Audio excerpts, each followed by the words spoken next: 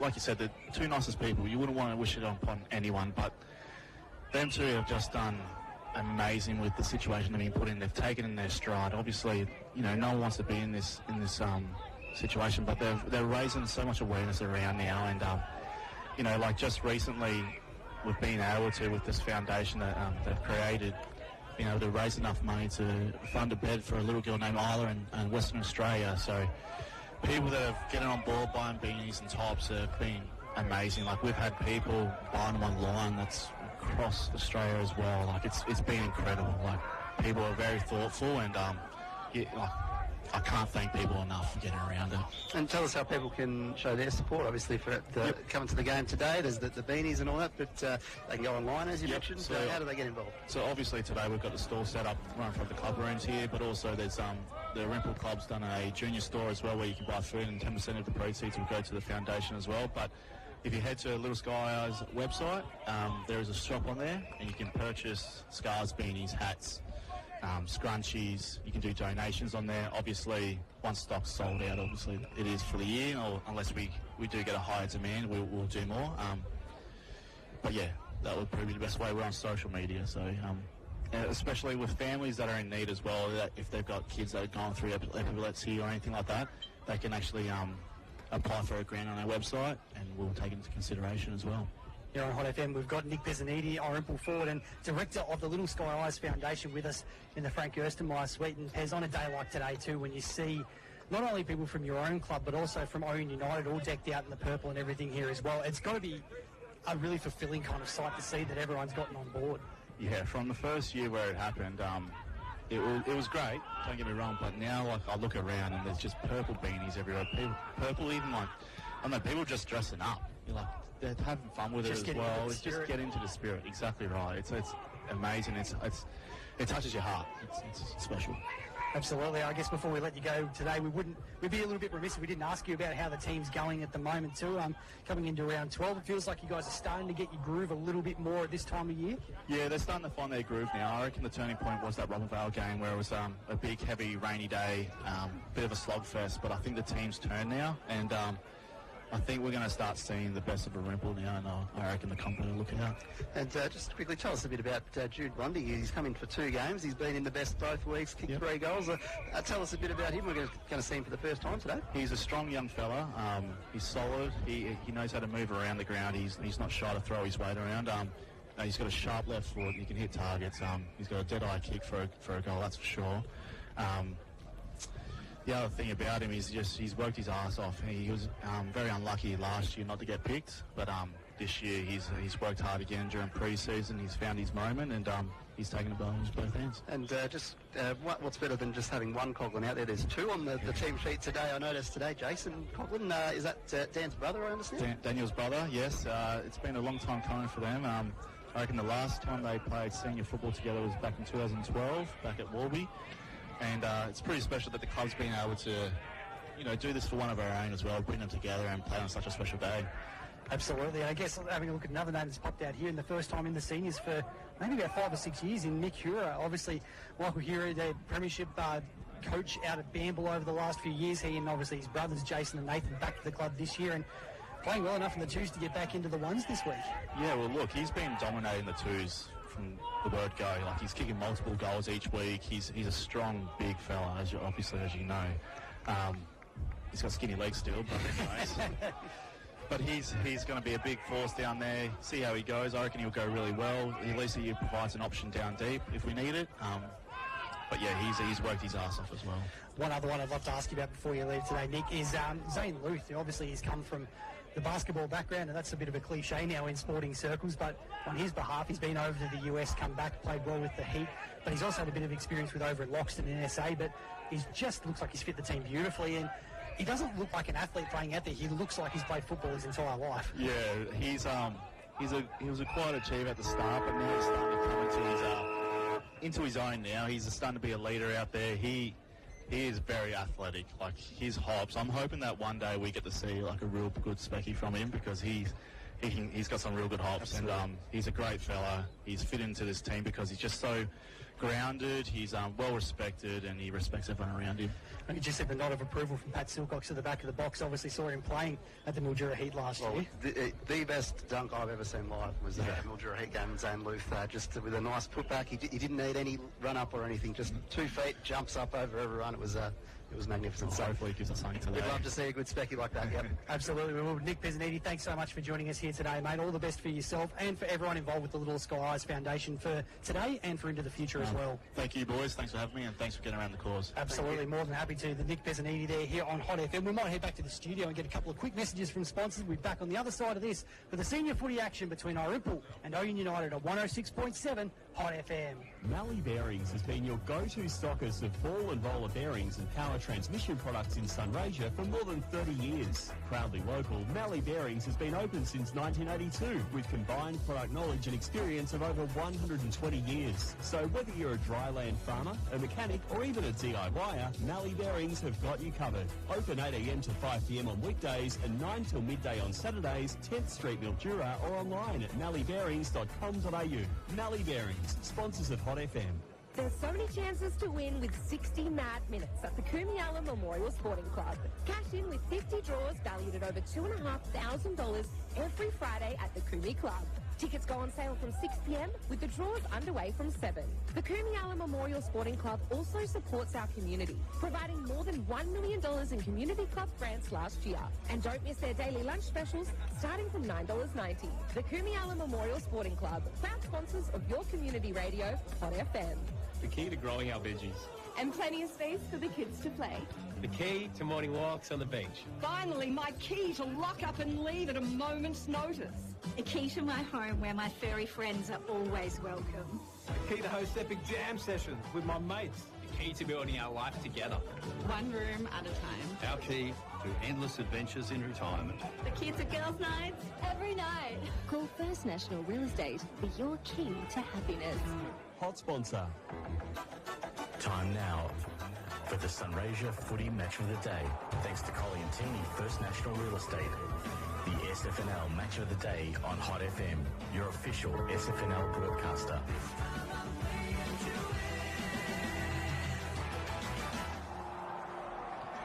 If you're joining us for the first time today, welcome back to Henshelwood Oval here at Irymple. It is your SFNL Match of the Day here on 106.7 Hot FM between the home side, the Swallows, and Ouyen United.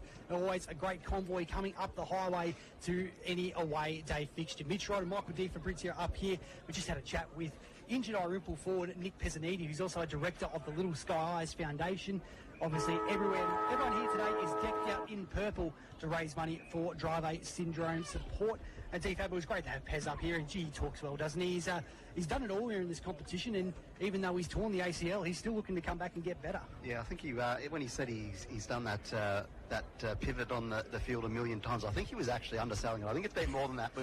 We've seen it so often, so it's going to be sad to not see him out there for the next year. But yeah, obviously did speak very well about the cause that we're here for today, Dravet syndrome, and certainly helping out families who are going through that, and I think it's a very worthy cause. Yeah, absolutely it is. And we're ahead of a big game here this afternoon too. Irymple back off the bye. They are fourth on the table with a 6-3 record. As Steve Hab said, Jude Blundy really impressive in his first 2 games at senior level, a Rising Star nominee after his first game. Mitch Christensen has been a really good return for this side. 11 goals for him as the leading goal kicker. Doesn't seem like that many, but the Swallows, they spread the goal kicking load around a lot, don't they? They don't really rely on 1 or 2 people. Yeah, certainly. In terms of the goal kicking, Jason Hura with 9 is next, and then you got Macy Eaton, Daniel Coughlin. So it's sort of a fair bit of midfielders pushing forward and that kind of thing, rather than relying on the one key target, which is in contrast to today's opponent, with Ouyen United having Zach Peake actually third on the league goal kicking, despite them being a bit lower on the ladder and maybe not having as many goals available. He's kicked 29, and I was looking at his recent history. He's played in SA a bit the last few seasons. Plimpton's certainly been his home for a while. And has not kicked under 50 goals since 2021 in a season. So he's roughly on track that. 29, we're about halfway through the season. He might just do it again here. So looking forward to seeing Zach Peake and how Irymple handle that challenge. Obviously against his old club here too, that he won a premiership with in 2011. Zach Peake, when he was the rising star of the SFNL that year. And the rising star of our box here has joined us for the first time today. Max the Axe Hollingworth, welcome to you, Maxie. Thanks, Harry and Mitch. Always a pleasure to have you on board, mate. Let's have a look at the players you're keeping an eye on today for the Swallows, including a pair of brothers out there for the first time, as we heard, in over 10 years. Yeah, today we're for Irymple doing Dan Coughlin and Jason Coughlin. And Jason Coughlin, of course, coming up from East Ringwood, as Max has been telling us, and they're sitting in the Premier Division, I think, in second, and in the reserves in first. So pretty strong comp out there. Who else are we keeping an eye on for the Swallows today, mate? Jake Thrum and Zane Luth. Two very handy players. And what about for Ouyen United? We saw them, of course, back in the opening round fixture against Imperials. Who are you having a look at today? Tate Hulland. Yep. Josh Gregg, Zach Peake and Lonnie Hampton. Beautiful. Tate Holland, of course, one of their young guns emerging as a key position player at either end of the ground. Josh Gregg, of course, a McLeod medal winner in 2018. We heard Zach Peake's goal-kicking prowess from DFAB before. And Lonnie Hampton down from the NTFL via Plimpton as well. Very, very impressive operator. We'll come back to you during today, Maxie. Always a pleasure to have Max the Axe Hollingworth on board and have a look through the teams. And for the Swallows, well, Michael Hura, as we mentioned before, with Nick Pezzaniti into the side. First senior game for his hometown side since 2018. Also, Jason Coughlin has come in as well, with Tyson Giles and Alex Hollingworth going out of the side.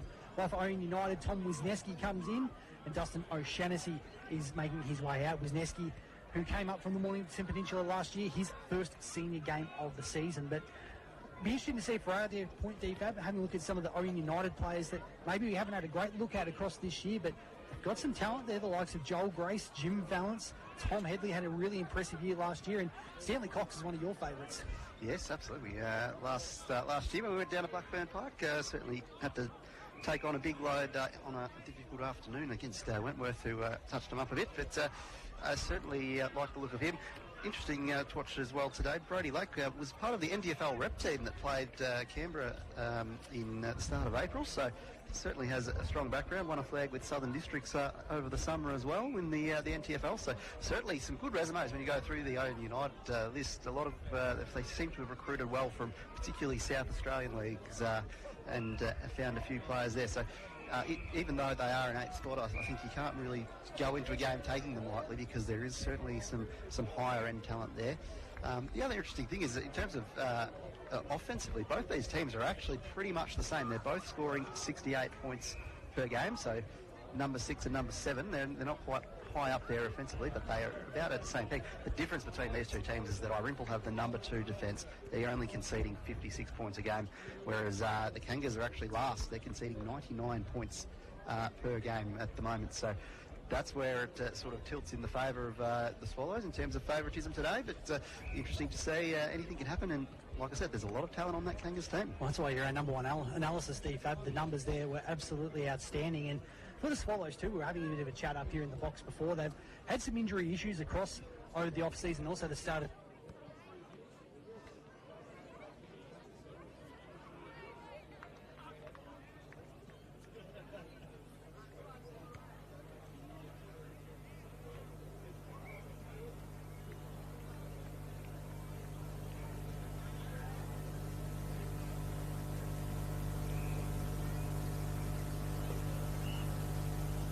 Deanna. Hi, I'm Lenny. Hi, I'm Chloe. And we're listening to Hot FM.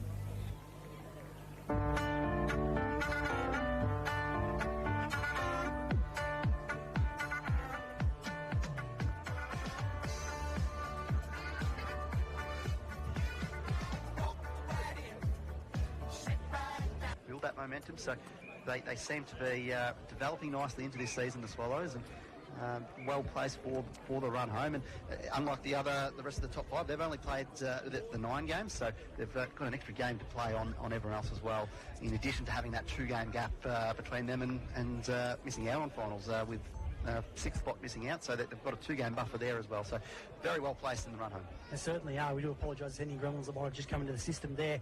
Here on Hot FM, it is your match of the day, thanks to Collie and Tierney, your First National Real Estate. And of course, your first quarter brought to you by the team at Pioneer Ford Robinvale. It's worth the drive. We're just about ready to get underway here.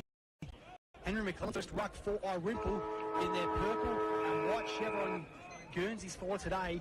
And of course, the blue and white stripes of the Kangas on the other side with Andre Perella taking it. And Big Russian gets the first tap down, and Josh Gregg immediately sharked there by Jake Thrum. We get a stalemate only about a metre or so away from that centre circle. Perella again with the tap down, but he's the man of the moment. Daniel Coughlin snaps the ball forward, bounces over the top of his intended target. Hullen leads the race going back in the long sleeves, taps it back to his skipper in Alex Morris. Handball was good there for Gloucester, but it's just besieged. Here's Thrum, left foot kick inside, looking for a lead. Over the shoulder, it was Blundy, the youngster on the lead. But in the end, Michael Hura's tackle was just a little bit high, and Alex Morris gets taken around the shoulder.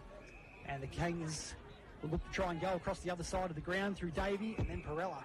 It's a really nice ball there from Brody Lake in defence for the Kangas.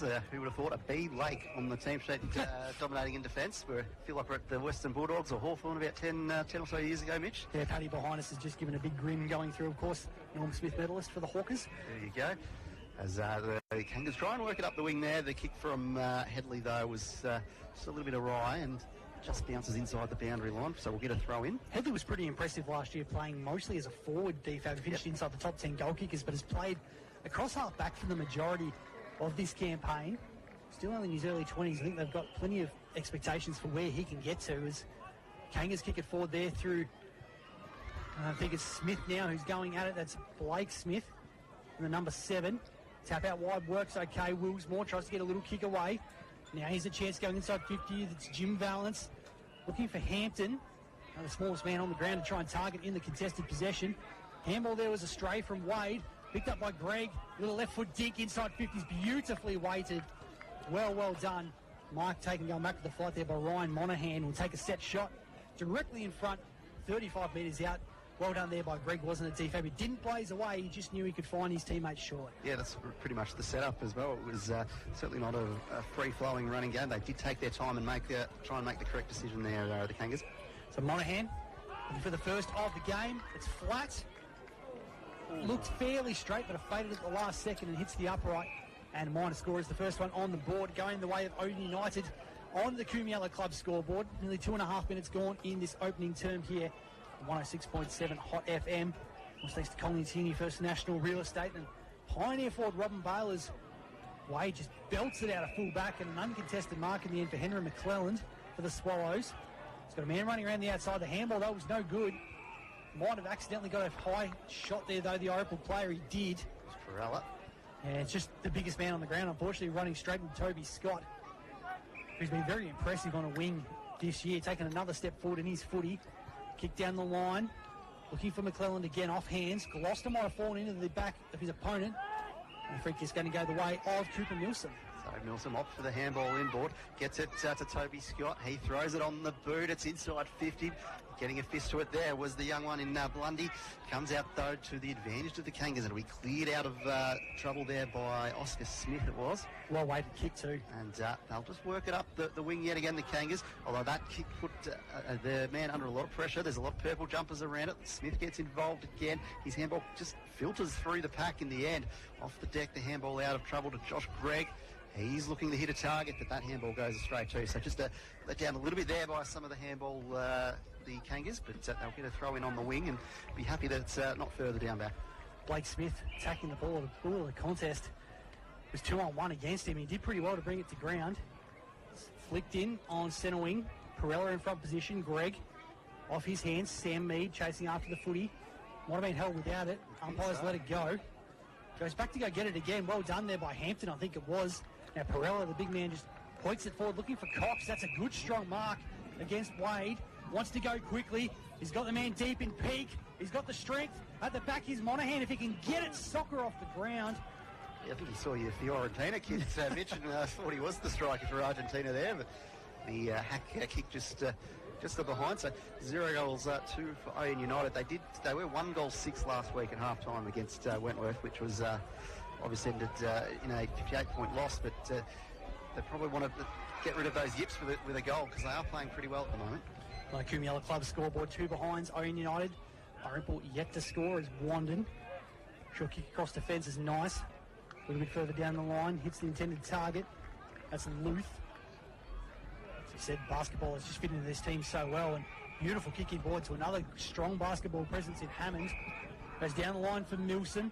Overlap runs provided here by Thrum, who just busts through a couple of tackles and spears the ball down low. But Michael Hura decided to go quickly across the face. It's not going to sit properly for Anderson. He's going to have to work hard here against two. Unlucky for Tim Gloucester. Just that arm was a little bit astray. Copped Anderson over the shoulder. He's going to take the free kick. Almost 50 from home. 45-degree angle left half forward. Yeah, should be able to kick it from just inside the paint. Bit of an angle to work with, but definitely not out of the equation from here for Anderson. Love the way he overlap runs going forward here, Bailey Anderson. Just inside the 50. Sat across to the right-hand side, and it's going to stay there. Just through for a minor score.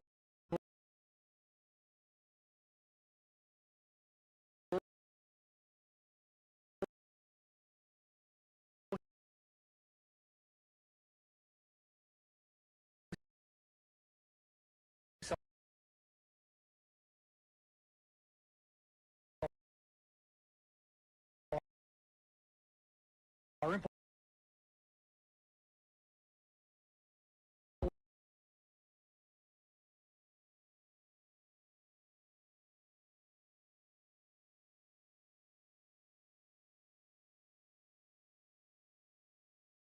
And goes. He's got an option at half forward if he can get there and peak.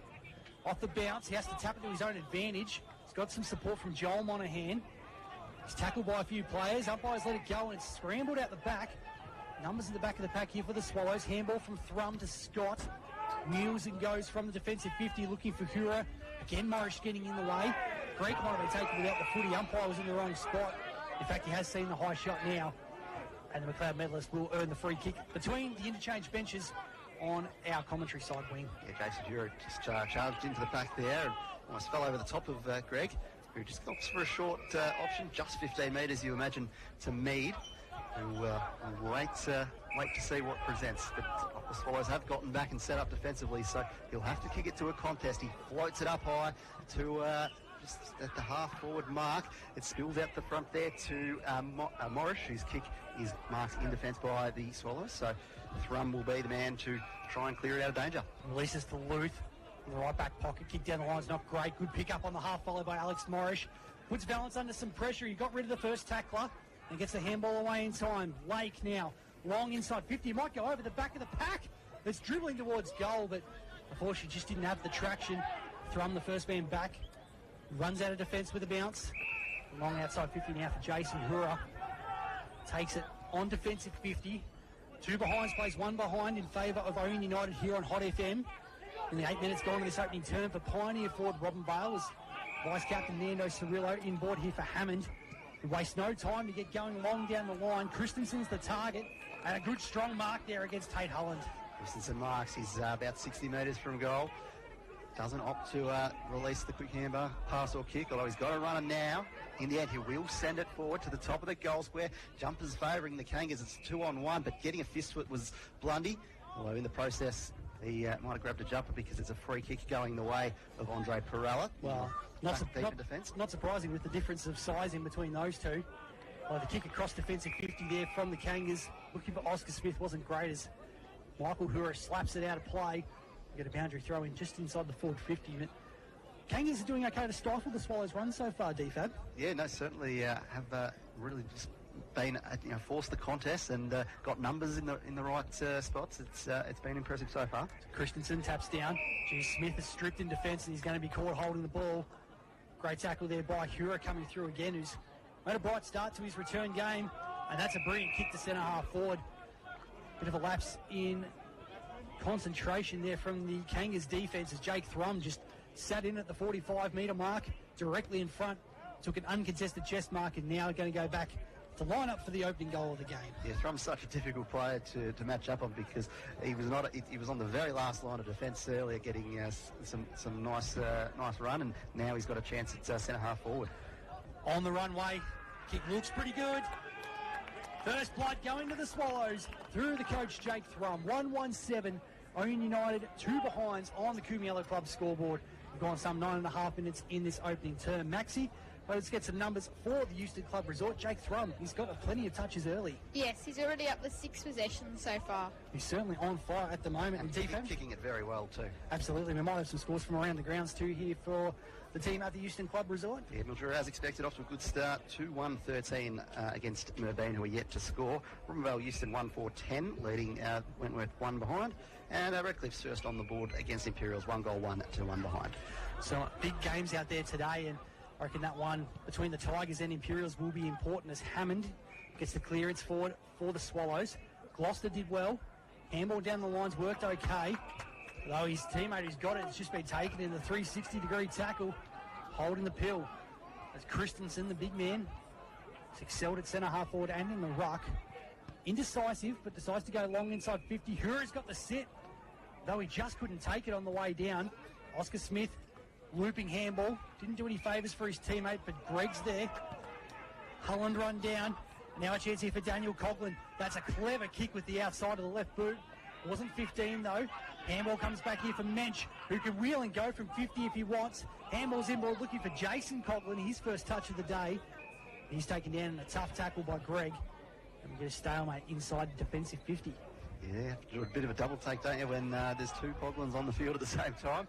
Although that ruck contest was uncontested in the end to Perella, so his fist is to the advantage of Ouyen United. They work it up the wing towards the interchange bench, but getting there first was the Swallows, so they'll take it over the boundary line for a throw-in. Obviously, it'll be hard work out there at Blackburn Park this year with Andy Jardine in the coach's boxes. Obviously, a club legend out there.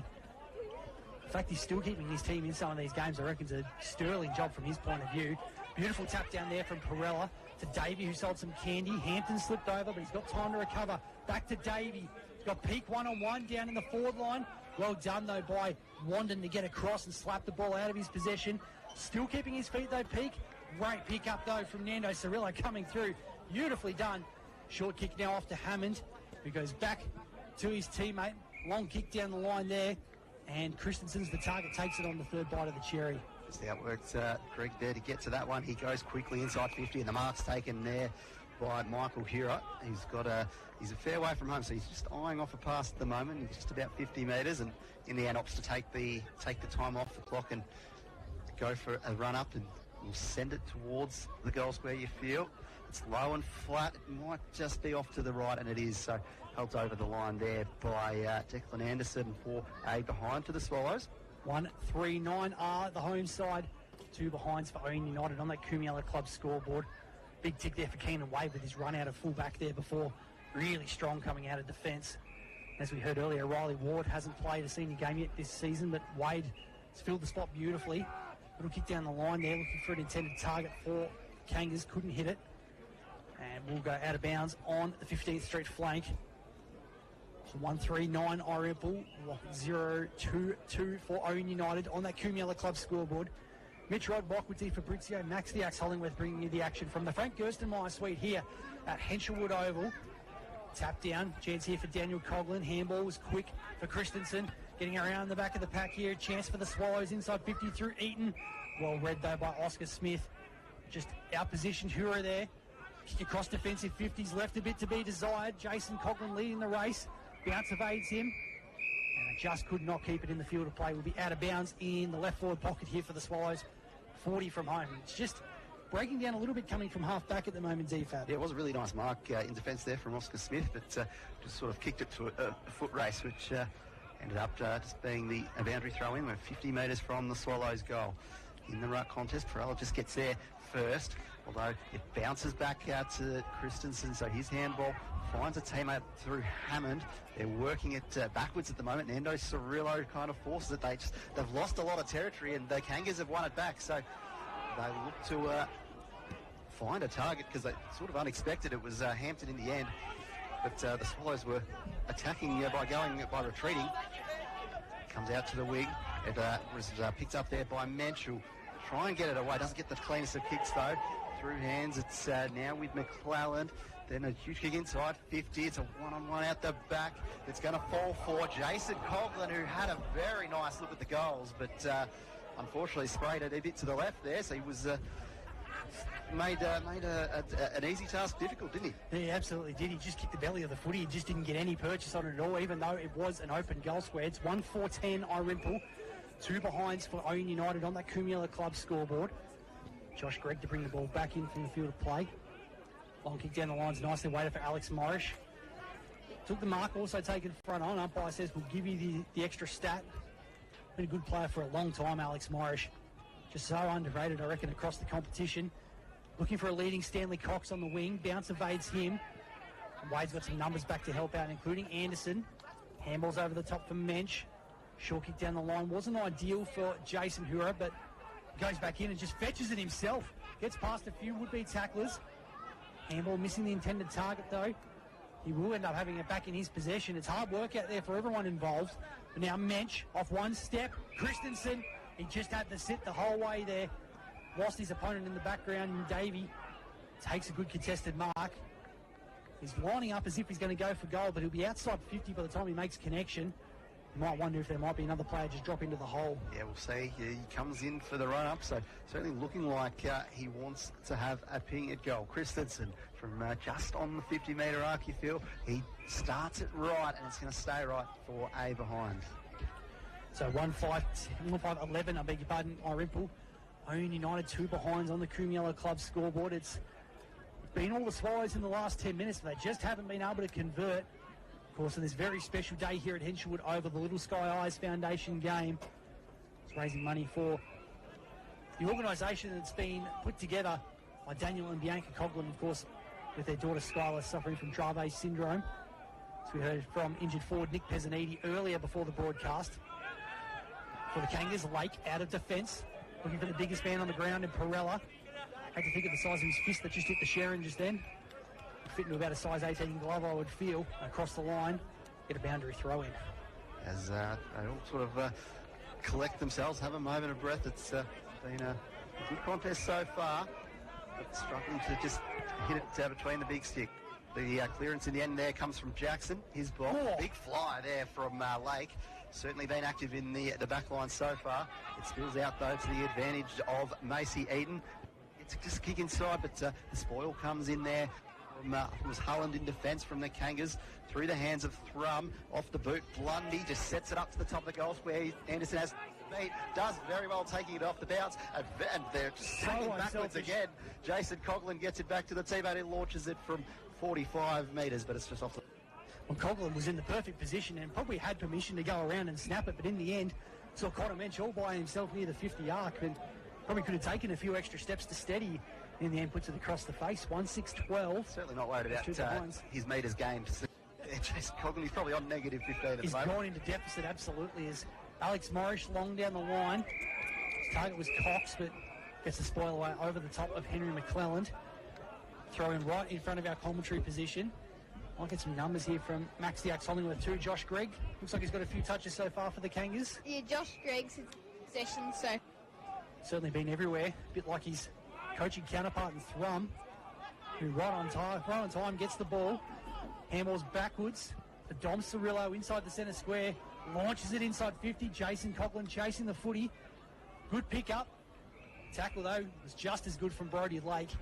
He's going to bundle him across the boundary line, out of bounds in the pocket. Yeah, we certainly missed the presence of Max Hollingworth when we went down to Blackburn Park last year, and I just noticed that Greg was getting a few touches, so I started just making a note every time he had a touch. Down at 45 disposals, but I probably missed some, so we certainly love having Max Hollingworth here to just keep track, because certainly players like Josh Gregg. Absolutely, he is our man here with all the numbers. As Ouyen defender tackled inside their own defensive 50, 20 home for the Swallows. Just the one goal so far in this opening term for Pioneer. 19 minutes gone, and a high shot, and it's going to be a free kick going the way of the Swallows, and Coughlин's popped up again in the number 13, and he's going to take the set shot this time. From a similar area to where he had a ping earlier. Just wonder if someone decides to run past for the handball, if he is going to give it or not. He's certainly going to play the role of distributor, you'd feel, today, but chance to make up for his missed opportunity a few minutes ago. Jason Cog from East Ringwood, playing with his brother for the first time in 10 years. Comes in, sets it up nicely, but it might just drift off to the right-hand side. So a few have gone sprayed that way, and Irymple are up to Is that 1 goal 6 or 1 goal 7 now? I think it's 1 goal 7. I reckon we're still waiting for the scoreboard to tick over here at this stage for the Swallows. You mentioned Ouyen United were 1 goal 6 last week. But that was at half time. So some early yips affecting both sides at this stage of the season. For the Kangas, a long kick down the line from Mead. It was intercepted by Nando Cirillo, who immediately takes off. He's got the switch on to the far side of the ground. Anderson. Wanden's got the overlap. He goes in that direction on the 15th Street flank. Kick didn't do him any favours, but the experienced campaigner is able to stop and prop. Back to Anderson. Now Jackson, ground level, takes the diving mark. The Kangas have done well here to flood their own defence. Hasn't got a lot of options. Jackson now being told to play on. Goes sideways instead. Lateral kick finds Wanden. Just trying to find some separation, but the Kangas blocking all paths at the moment. So Wanden just decides to set it up to the hot spot. Might be a chance here for Christensen. That was a perfect kick and a perfect lead from the big man. I don't know whether Stanley Cox was his actual direct opponent, DFAB, but unfortunately for him, he was the one who had to take it away. And Christensen loved it too, like the immediate thumbs up, thank you. Before the mark had been fully completed, he was that grateful. So Christensen will come in. Not much angle to speak of. He'll kick it from just inside 50. Line. Comes it up. Starts it very well weighted. It's going to the left. No, he keeps it in. So Christensen gets the second goal of the game. A runner behinds for the Swallows. And they keep that scoreboard ticking over now. They'll be happy with that. 2-7-19 for the Swallows. Two behind on the board for Ouyen United. Nice bit of work here from the Swallows to finally get some reward for effort. 21-minute mark of this opening term on Hot FM. Pioneer forward Robin Bale, that goal has gone through the middle. So numbers now for the Euston Club Resort. The Hollingworth. Jason Coughlin's had a bit of an impact early. Yeah, Jason Coughlin's had 4 possessions so far. I think 2 of those have been shots on goal, and one's been almost a goal assist in there. So Christensen immediately goes back into the ruck. Daniel Coughlin's handball's been intercepted by Valance. Handball's back inside to Headley. Long inside 50. Peake's got 3 to beat, and he did it well. It was Wade, who was his direct opponent, who just lost him in the run through. Both Luth and Wanden were waiting for the noise to come from the back, and in the end, no one got near it. Peake, almost uncontested in the middle of 3. Takes the chest mark, will have a shot at goal from about 48 metres out. Peake aiming for his 30th goal of the season. His 3rd in the league goal kicking tally. Certainly knows how to kick a goal. He'll have to do this from just inside 50. He takes his time and just launches a very beautiful kick. Bit of curve on it, but it sails through the goals for Ouyen United's first of the afternoon. Beautiful kick there from Zach Peake. He was very slow shuffle on the start of the run-up, but absolutely nailed it when he got the opportunity. And Peake, as DFAB said, up to goal number 30 for the season. 1-2-8 for the Kangas, 2-7-19 for the Swallows on the Kumiella Club scoreboard. It was nice work from Jim Valance to start out in the wing, wasn't it, DFAB? He was under some pressure, but didn't blaze away. In the end, the kick from Headley was well weighted. Yeah, he'd just come off the bench, so full of energy there, and certainly looks like a Jim with the mullet. If he was a James, you would think the mullet would be a bit off, but a Jim deserves a mullet, I feel. Came back from a couple of seasons South Mildura just to try and get some senior footy experience, and there's big raps on young Valance in the 17, and the Valance in the number 17 is something we've seen plenty of times before, DFAB. Absolutely, that's correct. Although a bit of in the Swallows' direction, that kick from Eaton finds the target in Christensen, who's been very active, although his kick is into a space that was occupied by a few Kangas, and the mark in the end was taken by Joel Monahan. His ball doesn't quite hit the target though, so we're going to throw in just outside the defensive 50 for the Kangas. Around the grounds, Mildura against Merv Bean, 4-2-26, the Demons. Magpies yet to score. Robinvale Euston 2-5-17 leading Wentworth 1-3-9 at John James Oval. And it's 2-2-14 apiece between Imperials and Redcliffs at Brian Waitman Oval. So ball comes in, hands in the back there, but umpire was on the other side of it. But ball out of trouble there from the Kangas run to the siren blows and beats everyone. There was a ping at goal there from the, but it was out of bounds on the. So certainly wouldn't impact the scoreboard either way. And we're now reached quarter time. We certainly have an arm wrestle of an opening term. 2-7-19 for Irymple, 1-2-8 for Ouyen. Mitch Rod, Michael Di Fabrizio and Max the Axe Hollingworth here on Hot FM for your SFNL match of the day. We'll be back on the other side of this break for the second quarter and what's going to be a big run home in the SFNL season here on 106.7 Hot FM. It's worth the drive to Pioneer Ford Robinvale. You get so much more than you thought. It's not just for great deals from your award-winning Ford dealer, they're also proud to offer customer service that extends throughout the ownership for your vehicle and beyond. Experience the difference and contact Pioneer Ford Robinvale today for sales, servicing and repairs you can trust. It is worth the drive. To Pioneer Ford Robinvale or log on to pioneerford.com.au. LA 7329. Hot FM. Enjoy everything the Euston Club Resort has to offer. Sunday to Thursday, 10:30am to 11pm, and Friday and Saturday, 10:30am till midnight. Stay 6 Bistro. 7 days a week. Bookings recommended. Members draws, cash draws, Wednesdays, Thursdays and Fridays between 6 and 8pm. Weekly Wednesday raffles from 7pm. Free live entertainment Friday and Saturday night. Become a member. It's easy and affordable with huge benefits. Visit www.eustonclub.com.au. The key to growing our veggies. And plenty of space for the kids to play. The key to morning walks on the beach. Finally, my key to lock up and leave at a moment's notice. The key to my home where my furry friends are always welcome. The key to host epic jam sessions with my mates. The key to building our life together. One room at a time. Our key to endless adventures in retirement. The key to girls' nights every night. Call First National Real Estate for your key to happiness. Hot sponsor. Mallee Bearings has been your go-to stockist of ball and roller bearings and power transmission products in Sunrasia for more than 30 years. Proudly local, Mallee Bearings has been open since 1992 with combined product knowledge and experience of over 120 years. So whether you're a dryland farmer, a mechanic or even a DIYer, Mallee Bearings have got you covered. Open 8am to 5pm on weekdays and 9 till midday on Saturdays, 10th Street Mildura, or online at malleebearings.com.au. Mallee Bearings, sponsors of Hot FM. There's so many chances to win with 60 mad minutes at the Kumiala Memorial Sporting Club. Cash in with 50 draws valued $2,500 every Friday at the Kumi Club. Tickets go on sale from 6pm with the draws underway from 7. The Kumiala Memorial Sporting Club also...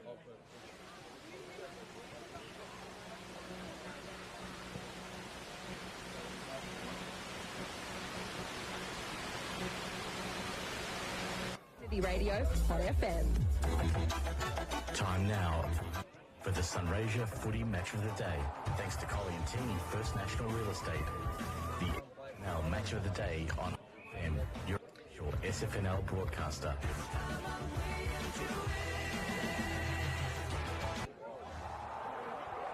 It's quarter time in your SFNL Hot FM Match of the Day here for round 12. It is Little Sky Eyes Foundation Day here at Henshawood Oval, where it is Irymple, and we believe it is 2-6-18 on the scoreboard for them, 1-2-8 for Ouyen United as we get ready for the second term to get underway here on Hot FM. The goals, well, for the Swallows came from Jake Thrum and from Mitch Christensen. Zach Peake has got Ouyen United's only major so far. Mitch Rodamokati for Fabrizio bringing you the action, and Maxiax Hollingworth to give you the numbers now for the team at the Euston Club Resort. Maxi, let's start with the Irymple co-coach, Jake Thrum, and very busy in that opening term. Yeah, Jake Thrum was great that quarter. He had 8 possessions, 3 marks, 2 inside 50s in the goal. Certainly looked very, very dangerous. What about the two Coglins playing alongside each other for the first time in over a decade today? But Jason was probably the busiest of the two. Yeah, Jason Coughlin was solid. He had 3 possessions and 2 behinds, while Dan Coughlin had 4 possessions and a tackle. And what about Zane Luth down back? Hasn't had to do a huge amount so far. Yeah, Zane Luth was a bit quiet. He had 2 possessions and 2 marks. And what about from the Ouyen United perspective? Josh Gregg plenty of the footy as we come to expect. Yeah, Josh Gregg had 6 possessions, a mark and an inside 50. Tate Holland down back did some nice things. Yeah, Tate Holland was good. He had 3 possessions and a mark. Lonnie Hampton a little bit quieter, but spent a bit of time down forward as well. Yeah, Lonnie Hampton had 2 possessions. And Zach Peake down there as well, the goal kicker for the game. Yeah, Zach Peake was solid. He had 1 possession, 1 mark and a goal. A pretty good conversion rate there from the key forward. Thank you, Maxi. And we were told off air, DFAB, we've been reliably informed that it is Monaghan out there for Joel and also for Ryan out there in the 6 and the 38. So we do apologise to the Monaghan family, but we don't know unless we're told. Absolutely. We'll get that right from now on. But just going around the ground, Mervyn still yet to score out at Kenny Park, and Mildura leading them 4-3-27. At John James Oval. You've got Rondo Houston 4-5-29, 20-point lead over Wentworth 1-3-9. So not great for the Roos attempt to inch the round towards the top five. And close game out of Brian Waitman Oval. Redcliffe's a 3-2-20 leading Imperials 2-2-14. Thank you, DFAB. Second quarter underway on Hot FM for the Houston Club Resort, and Josh Gregg with the first clearance for the Kangas. Picked up though by Connor Mensch, running back to his own defence. Little kick out wide was superbly taken by Wandon. Firing kick down the line, but fortunately for him, is off the outside of the bootlaces and out of bounds on the full. I think our crowd might have picked up his reaction to that one, so you could probably tell how he thought about the kick. But anyway, the Kangas will get a chance. Rhymes with fire truck. It probably does, yes. So, Davey kicks it inboard, looking for the ruckman in Perello. It asked a lot of him, so it's going the way of Christensen, although his handball doesn't quite find a target, and it opens it up an opportunity for Lake to go for a run. Goes inboard. It's marked by Headley. So Headley looks like he's got a run with on Eaton at the moment. His kick comes out wide for Mead. I'm reliably informed he's the Vikings' favourite player. Short kick down the line. Gregg. Second touch already in this opening minute, second term. Pops it up looking for Monaghan. That was Joel. Well done by the youngster in Blundy, the third gamer who got to spike it over the boundary line and get a boundary throw in. And the open palm spoil there, Blundy, which is a nice approach. He might have thought he might have been able to reel it in with one hand. If he had got the fingernails underneath it. Right in front of our commentary position. 10-point lead for Irymple. Beautiful tap down from McClellan, taken by Eaton. Shades of his old man, kicking down the line. He's looking for Jason Coughlin. Well done there, though, by Morrish. At the bottom of the pack, Lake. Back for Morrish again. His handballs missed the intended target. Tapping it forward was Christensen. He might have been pushed in the back when it happened, and the free kick is going to come back his way. He will take the set shot from only a slight angle to speak of. About 55 metres out by the time he makes connection. It's been busy so far, Christensen, and gee, what a return it's been for him to his home side this year, Deep. Absolutely, certainly has grown his game in his time away. This time he opts for a short ball inside 50, and it's probably about the third time for the afternoon that the Swallows have just had a key player in a lot of space, and it's Thrum who's taken a mark almost directly in front, 30 metres out. I think the Kangas defence have done all they could to get in the way of everyone who's on the last line of defence, and Thrum, as he does so often, just drifts into the open space. Yeah, it's his second time finding himself in that situation. I think it might have been Christensen who passed it to him the first time as well. So linking up nicely as Thrum hooked it across the face. In fact, a long way across the face. Pretty uncharacteristic for him. Through for a minor score. 2-7-19 for Irymple. 1-2-8 for Ouyen United on the Kumiela Club scoreboard. Only score of that second term. Alex Morrish to bring the ball back into play for the Kangas. Beautiful kick down the line for Valance. As I said, a couple of years at South Mildura to improve his...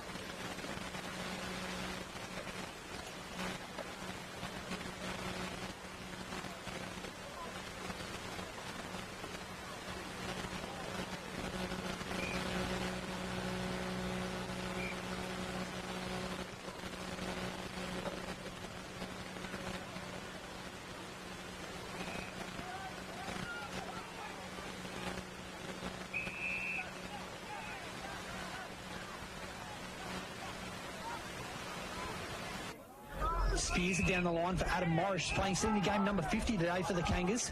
Handball immediately for Davey, put him under some pressure. Got some numbers here, the Kangas, they can get it going. Big tackle though by Nilsson. Nice pile driver coming in on Adam Morrish.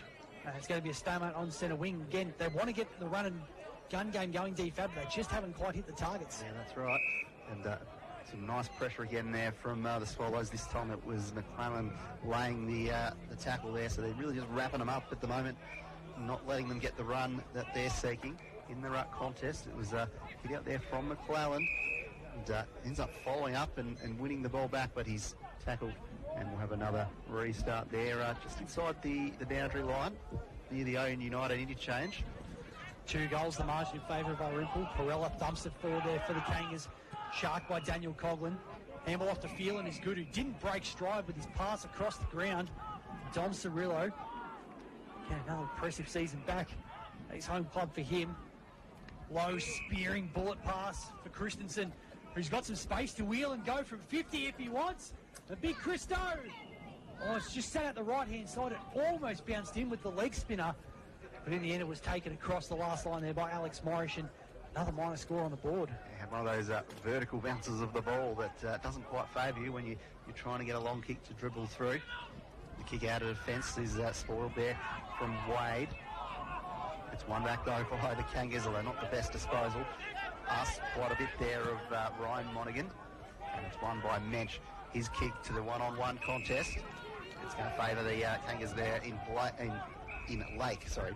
So Lake making his splash on half-back at the moment. Certainly, Mitch. Well done. Thank you. His kick across the line for Valance, and now Holland. I don't mind the Ouyen Lake, by the way. Ouyen Lake is a pretty good setup down there. Absolutely. As that was Ryan Monaghan with the handball out to Holland. Just kicks along inside 50. Cocks to the target. The Thrum with that incredible running ability just drifts across the front. Oh, geez, bouncing didn't do him any favours at all. Had to stop and prop, and just gets the kick away before Greg could smother. Christensen takes it. That patch of grass was imported from the SCG race. Very little penetration through it. Kick inside 50 for the Swallows. But Kangas have all the numbers here. Davey across the back flank, and Lake again, who's been one of their better performers so far. Looks a solid unit down there, DFAB, but a good user of the footy too. Just patrolling half-back and getting to where he needs to be. Patrolling, I like it. Absolutely, yes. Mead with the short ball. Ends up with Perella, who plays on, has a bit of a run in the centre square, and sent it to a contest where his teammate in Adam Morris was outnumbered. So it'll end up with Thrum, takes a bounce, evades the tackle, and just goes for the short ball. Unfortunately, doesn't quite hit the target, so he run over the boundary line for a throw-in. Bailey Anderson, the man, trying to keep it inboard there, but he couldn't. 2-9-21 for Irymple. 1-2-8 Ouyen United on the Kumi Club scoreboard. 7 on in this second term here on Hot FM, your home of live local sport in Sunrasia. Perella just dumps it forward. Hampton's handball was good for Jim Valance if it sits up for him. Tried to soccer it to his own advantage. Cox now picks it up. He's wrapped up immediately by Wade. Taken into the turf. But inside 50 here for the Kangas, who must be thanking their lucky stars. The Irymple radar has been a bit off in front of goals so far. They're still well within this contest, only 13 points in it. It's Greg, handball out looking for Valance, who cleverly almost basketball bounced it back to his own advantage. Handball's back to Hampton, who dances around McClelland. Adam Morrish's kick, though, was smothered. Now a chance through Anderson down the line. Big push there from Mick Hura on Oscar Smith. Umpire lets it go. In the end, it dribbles across the boundary line anyway. And we'll get a boundary throw in. Some scores from around the grounds, DFAB here, thanks to the Euston Club Resort. Yeah, Melbourne have kicked their first goal, but still trail 6-39 Mildura out at Kenny Park. Robinvale Euston kicking away from Wentworth, 36-9, and Imperials 1 goal lead over Redcliffe, 26-20. Brody Jackson's daisy cutter kick bounces up for Jason Coughlin, who gets the handball back in his direction. Kick towards 50 wasn't great, but a beautiful pick up by Blundy. Handball was good for Hura, who escapes the Gloucester tackle.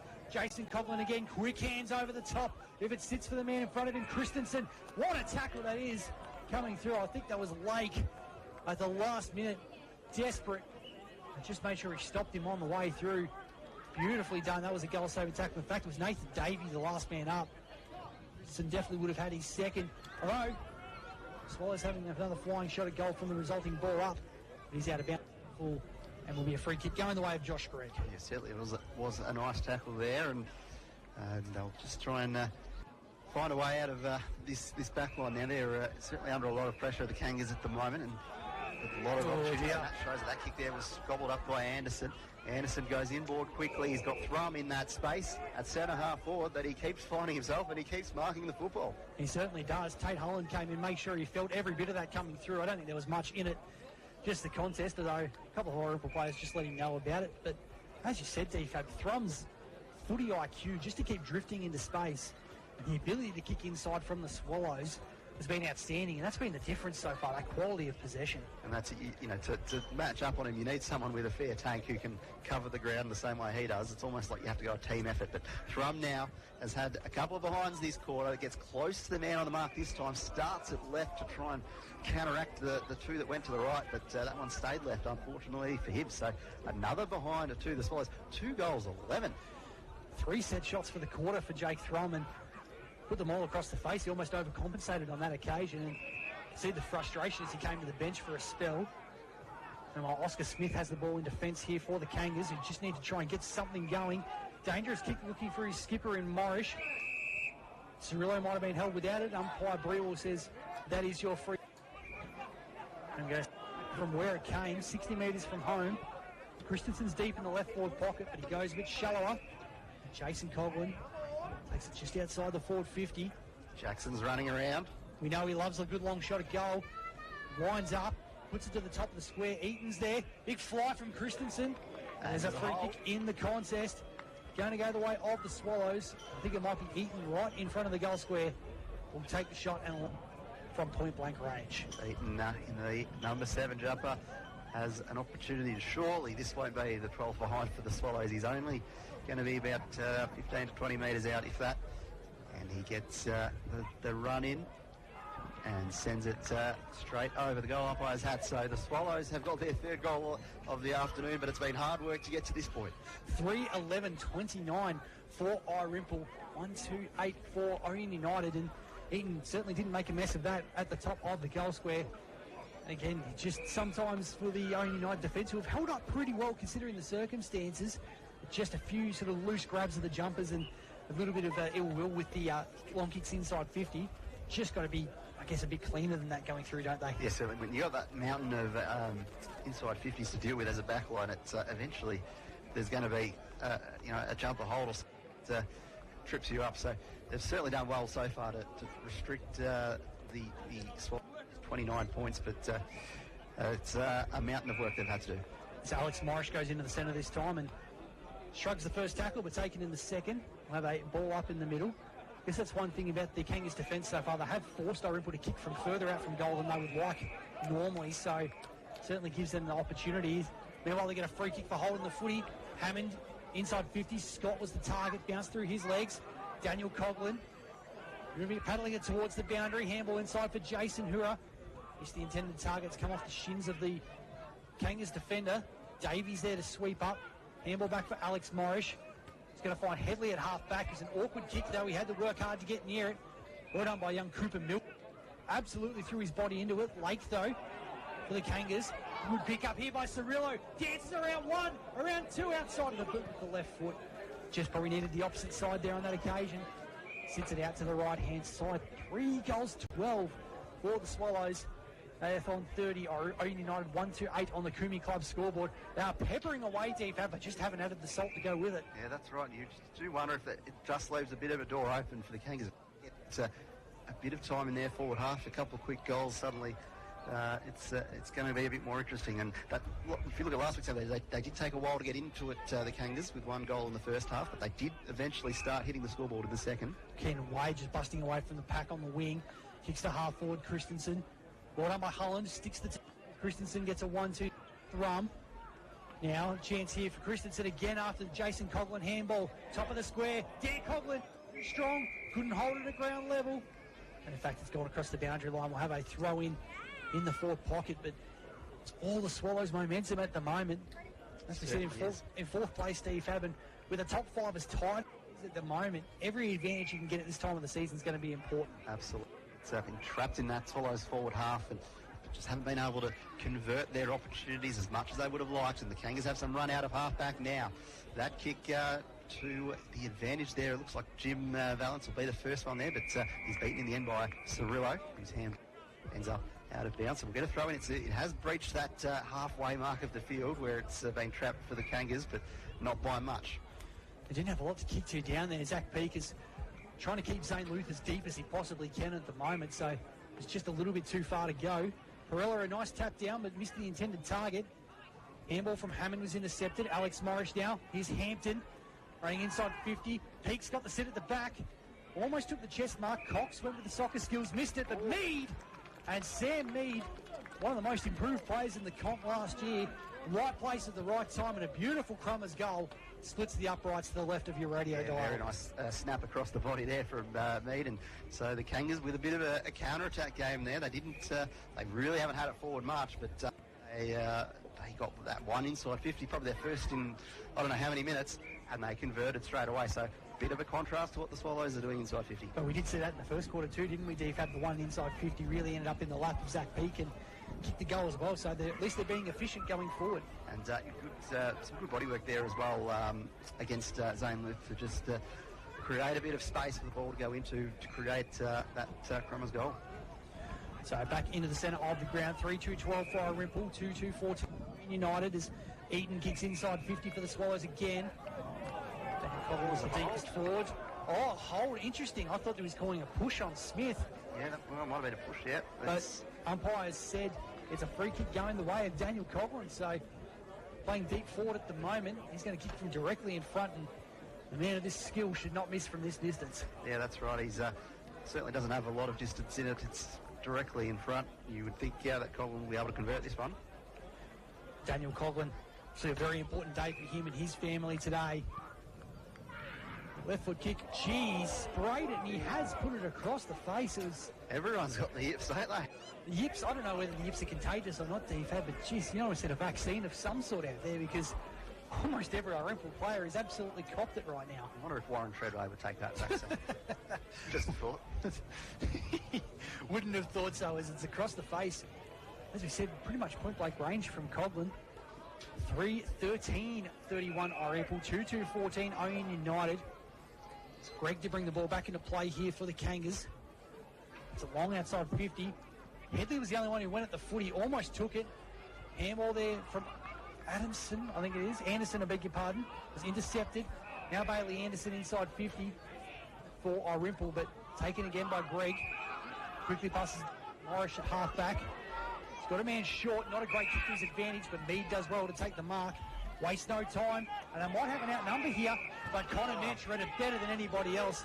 Miscommunication between Monaghan and Hampton. He just split the two there, didn't he, and went after the mark, so they probably got to be comfortable with having the numbers, the Kangas, although the kick from Mensch ends up being intercepted by Valance, and a free kick will go the way of the Kangas about 60 metres away from goal. Yeah, Valance is going to get it for a hold off the footy. There's no one on the mark, so he can run to the 50 if he wants, but instead decides to pop it the right-hand side. Much on it for Hampton. He's got time to collect it. Awkward kick inboard.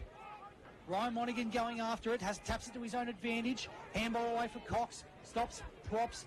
The handball is just intercepted here by Thrum, who takes his time to get through a couple of them. Gets the kick away just in the nick of time. Intercepted though on the bounce by Holland. Goes back from where it came. Peake, the deepest target. Dumped away over Don Cirillo. Now a chance for Wandon to tuck it under the arm and take away. Kick down line for Scott. Outsized there by Davey, who just dumps him and across the boundary line. The Swallows made sure they had on the key man there and Zach Peake, even though it was a sort of quick and long ball direct inside 50. They still had the two players there to surround the dangerous key forward for the Kangas. I guess when he's been their main target all season, you could probably afford to play the extra man there. As the kick from Hammond from the contest, it just hit the outside of the boot and over the line on the full. So another possession going the way of Josh Gregg, who's very busy so far. We'll go to Maxie. How many for the quarter for Josh Gregg? This will be Josh Gregg's 6th possession. So that'll take him, I think, to 14 in the first half already. He's been busy. Cox the target. Off hands, Eaton. Looping handball for Hero. Gets it back again. Another one forward here for Coghlan, and back to Eaton again, just involved in the whole chain. Here to take a bounce and evade the tackle. And a second. Fire there, Macy Eaton. His retreating handball not so great for Cirillo. That's going to allow Blake Smith to come through and just freak it out of danger. So the bounce is going to work here for the running Brody Jackson. Loves the left foot kick. Down the line. Just poked at it a little bit. Numbers in defence here for the Kangas. Although Greg and Davey weren't on the same page there. And Milsom's kick was smothered by Greg. Going to go across the boundary line. We'll get a throw in right in front of the Irymple rooms down on the far side. 60 metres from home. Yeah, well called there, Mitch, about Macy Eaton. The handball with basically 3 players around him. That is not the time. Sorry, not the handball, the bounce. that's not the time to take a bounce, but it was like he was in the eye of the storm and everything was just calm. He somehow worked it out all by himself, and no one got a hand to him. Looping handball from Josh Gregg gets some territory there for the Kangas. Scrambling at the bottom of the pack is Sam Mead. He gets taken down. We'll get a ball up. Chance here for the Kangas to go again. Centre wing between the two interchange gates. Perella with the tap down. Eaton taken immediately by Headley. So it looks like he's got the run with roll there at the moment. And I think that's part of what they see him for DFAB, even though he was pretty handy up forward last year. The fact he's managed to improve his tank means they'll see him playing to that stopping role in the midfield. Absolutely. There's a scramble inside the centre square at the moment. We'll have another ball up. Just a few stoppages as we pass the 20-minute mark in this second quarter. And Ouyen United have not had a lot of the 50 entries, but somehow not that far away as they get another here from Monaghan. That's of the Ryan variety. Comes out the back, a bit of a foot race between Peake and Luth, and Luth is up for the challenge, scoops the ball towards the boundary line. We're going to throw in deep inside the forward 50 there for the Kangas. Tom Wisniewski in his first senior game of the scoring it over the boundary line. Around the grounds, Mildura 8-5-53 over Merbein 1-6. Robinvale Houston 6-7-43 over Wentworth 3-4-22. Imperial 7-3-45 over Redcliffe 4-4. Huge fly from Cox. Ruck's set up there, but it's run out in the end for the Swallows. Sends it to the wing. They looks like they'll find the boundary line in the end there. So clear it out of the danger area very well there by the Swallows. Getting a nice clearance. They'll try and hold it up on that wing area. One man you can see here in the runners outfit for Ouyen United, Dal Wilsmore. Would love to have him out in the field today. A bit of extra class as Greg kicks towards half forward, but intercept him by Phelan. He's not going to waste any time. Kick down the line for Jason Hura. Good spoil from Davey. He's got a man there in support. I think it's O'Shaughnessy. Jason Hura. Nice work there from Wade, who's done some nice things running from half back today. Down low, looking for Scott over his head. Attacking the footies, Timmy Gloucester. Works so hard in defence for the Kangas, and really well done to Holland. Kick down the line, looks for Wisniewski. Got good positioning there on Eaton. But off hands with the first attempted. Across the boundary line, we'll get a throw in. 3-13-31 Irymple. Leads Ouyen United 2-14 on the Kumiala Club scoreboard. 22 minutes gone in this second term on Hot FM. So the throw in, bit of a push perhaps at the back there.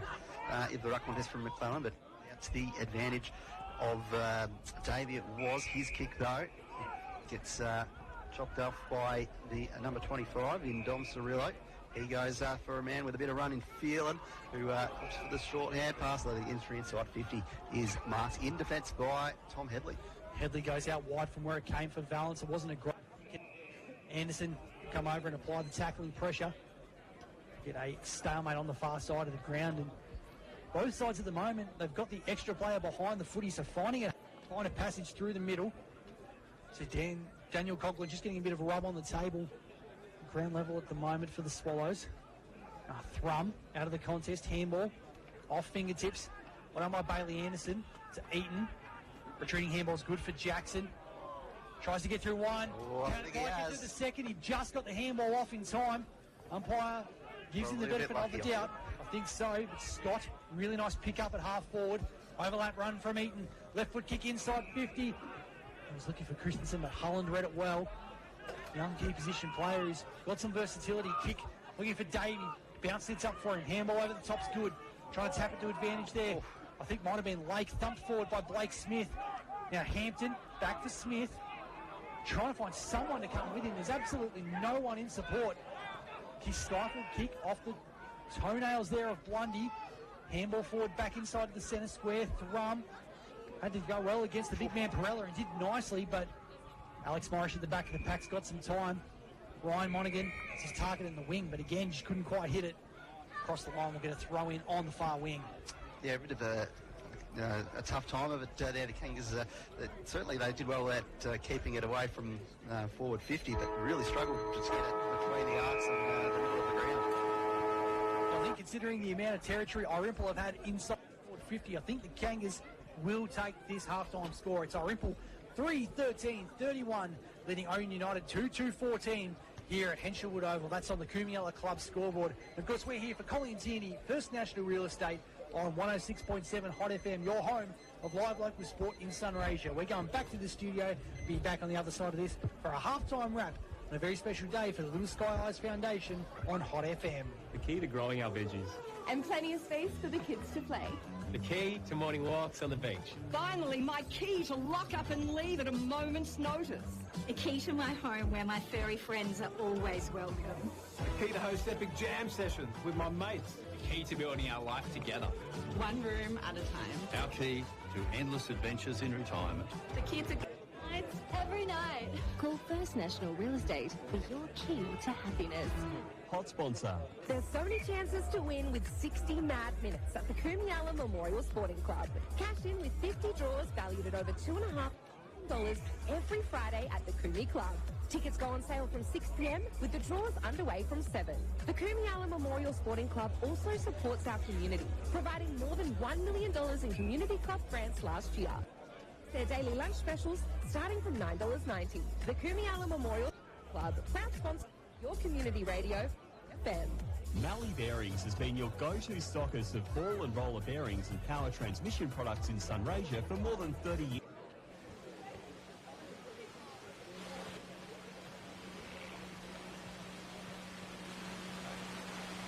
Dryland farm, a mechanic or even a DIYer, Malley Bearings have got you covered. Open 8 a.m. to 5 p.m. on weekdays and 9 till midday on Saturdays, 10th Street, Mildura, or online at malleybearings.com.au. Malley Bearings, sponsors of Hot FM. It's worth the drive to Pioneer Ford Robinvale. You get so much more than you thought. It's not just the place for great deals from your award-winning Ford dealer. They're also proud to offer customer service that extends throughout the ownership for your vehicle and beyond. Experience the difference and contact Pioneer Ford Robinvale today for sales, servicing and repairs you can trust. Is worth the drive. Head over to Pioneer Ford Robinvale or log on to pioneerford.com.au. LMCT 7.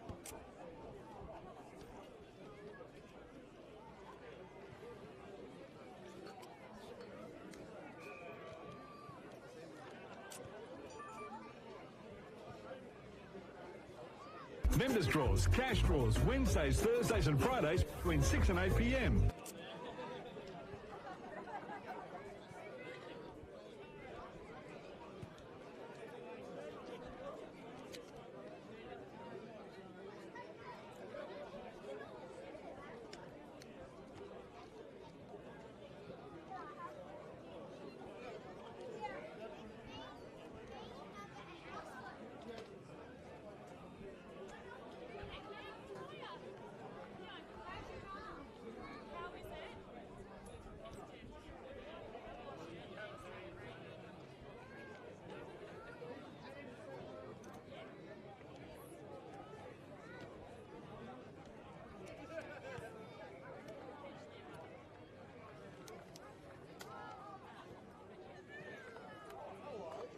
In this game, 3-13-31 for the Swallows, 2-2-14 for Ouyen United, and certainly plenty of chances gone begging for the home side in what's a really important here at Henshelwood Oval, as we said earlier on.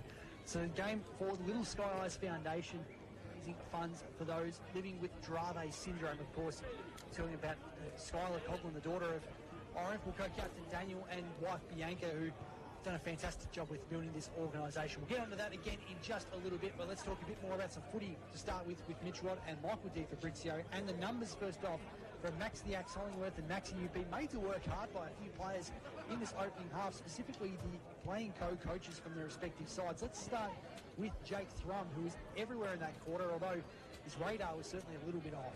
Yeah, Jake Thrum was great that quarter. He had 8 possessions, 3 marks and 3 behind. So he got 16 for the first half. Great start from him. Daniel Coughlin spent a bit more time on the bench and a little bit more deep forward as well. Yeah, he had 3 possessions and 1 behind. Zane Luth is playing the role on Zach Peake at the moment, but the ball didn't really became his 450 all that often. Yeah, Zane Luth had 1 possession that quarter. What about Jason Coughlin? He had a chain of about 3 handballs in a row in a certain, but he's been added a little bit of spark forward line. Jason Coughlin was good that quarter. He had 6 possessions, 2 marks and 1 inside 50. All right, the Kangas co-coach Greg, again very busy, putting himself behind the footy, plenty of touches early on. He had 8 possessions that quarter. He's had 14 to the half. Certainly very impressive, as is Tate Holland in the long sleeves in the number 5. He's played against Mitch Christensen a fair bit of the time, and while Christensen's been good, I reckon that second quarter he probably even his money a little bit more. Yeah, Holland had 6 possessions, 2 marks, and 2 inside 50s. You know what Zach Peake can do playing deep forward in a game like this when the ball's barely down there. Yeah, Zach Peake had 0 possessions that quarter. Hampton, this morning, that's a bit of dynamism, but hasn't quite been on the radar so far today. Yeah, Lonnie hit solid. He had 4 possessions and 1 inside 50. Bloody work there, Maxie. We'll come back to you. I guess before we go back to our main break to get some scores from around the grounds, Steve. The first half has been hard to watch here at times from a highlights perspective, but it's a good, hard game of footy here watch at the moment. Both teams not taking a backward step, but with both sides playing an extra player behind the footy at the moment. They're finding it hard to find different avenues coming in, but the Swallows had the opportunities but couldn't convert. Yeah, there was certainly a large stretch of that second quarter where the Swallows had the weight of the inside 50s, all the forward half possessions really. They weren't really conceding much ground to the... And I feel like the Kangas, towards the end of the second quarter, were able to maybe push the ball up the ground a little bit more and get some inside 50s, even get a nice handy goal to sort of keep it a little bit interesting. But it's been some tough work for the visitors, and also tough work in front of goal, just spraying some kicks that you would normally expect they would convert. Yeah, absolutely. You heard Maxie mention before, Jacob's won 3 behinds for the quarter. 2 of them hooked with that left foot to the right-hand side and then probably overcompensated a little bit going the other direction. All set shots from a similar position, so that would definitely frustrate the coach. Yeah, you can see that on his face as he came to the bench afterwards. And even Daniel Goldman got him a free kick fairly close to goal. Even closer, yeah. Probably only 20 metres out, slight angle to speak of, and usually one that the player of his skill would swallow. And not like the breath of wind to speak of down there at the moment. The trees around Hedgewood Oval are not moving much at all. So I guess maybe just the yips are sort of spreading around a little bit today. Yes, it certainly seems that way. And so it's probably the case to say that Irymple could have really put this game away almost by half time, just to really put it out of reach with the momentum that they've had. But the Kangas, a bit of a sniff there. That if they can find a bit of momentum out of the middle and get a few inside 50s, a bit more time up forward, they might be able to have a bit of a rally. As I said earlier, they were 1 goal 6 half-time last week, and then started kicking their goals in the second half. So certainly going to be asking a lot of players like Peake, who's been well held so far by a bit of a... obviously he's got Luther as his direct opponent, wearing him pretty close, and often a loose field as well, backing him up. So it's a tough time to keep control of him. That's so far.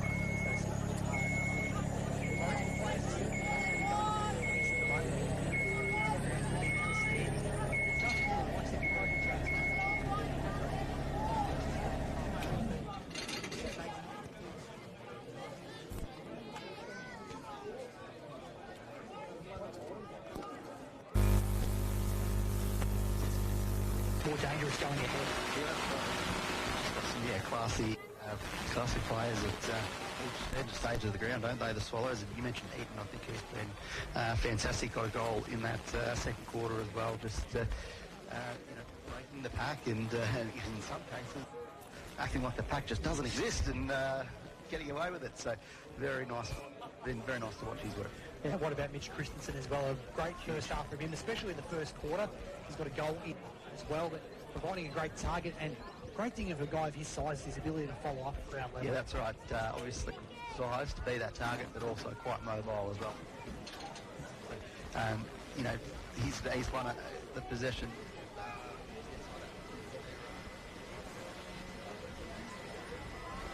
I think he can...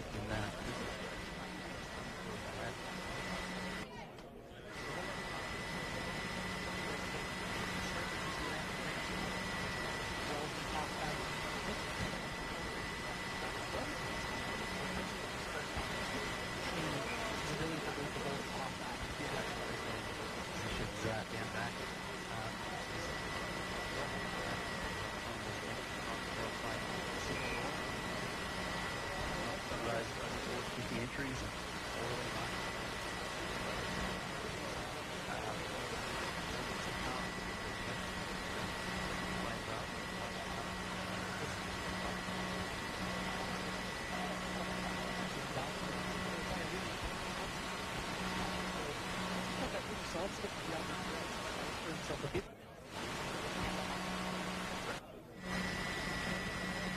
Or is actually potentially tough.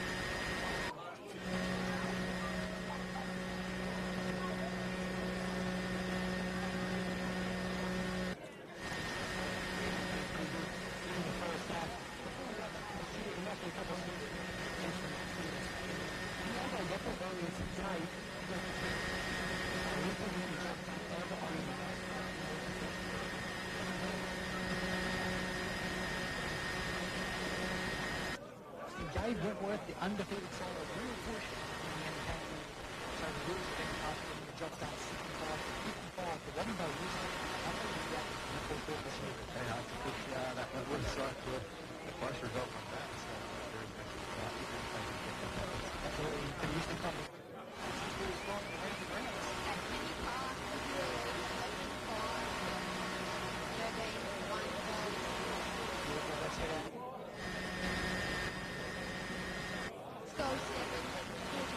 Over Wentworth's 3 22. And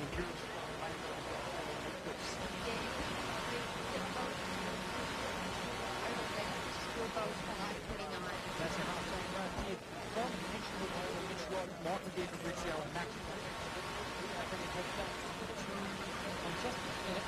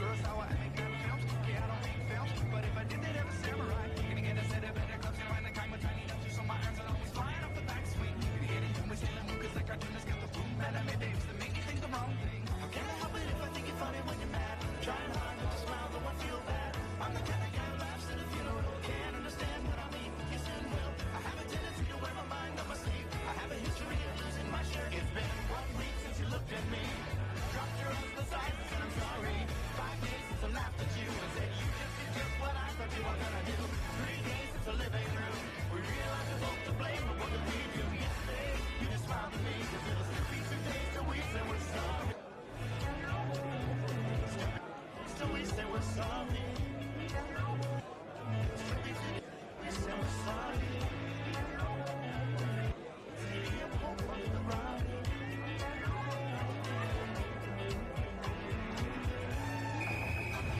Sunrasia Footy Match of the Day, thanks to Ouyen First National Real Estate. The SFNL Match of the Day on Hot FM, your official SFNL broadcaster.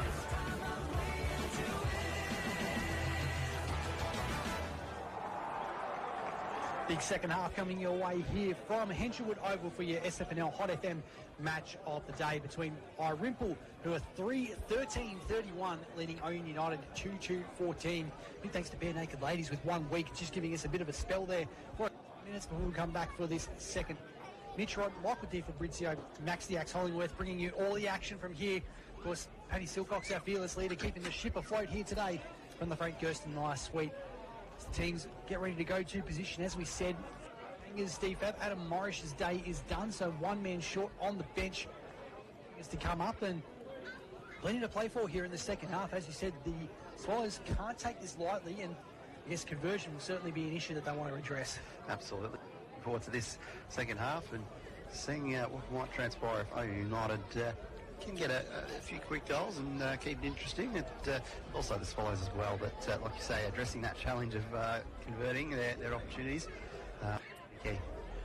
So looking at the centre square bounce, and Ouyen United swung a change, so Nathan Davies going to start in the middle alongside Mead and Josh Greg Perella in the ruck. McClelland to take the first tap for the Swallows with their regular trio of Thrum, Daniel Cogman and Macy in feet. Third term.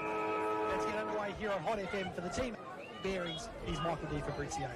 Ball goes up, big fly there from McClelland, and in the end.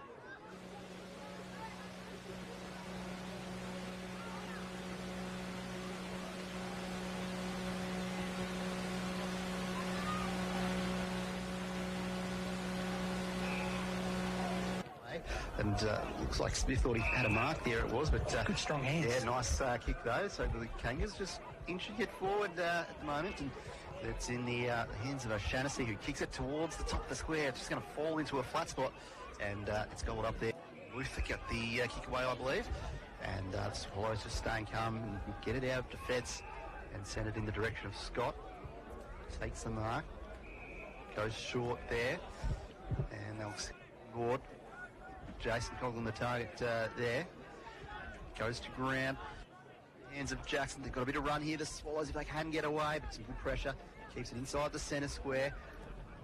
And just going through hands at the moment. Bit of tunnel ball. Going to be wrapped up inside for a ball up inside the centre square.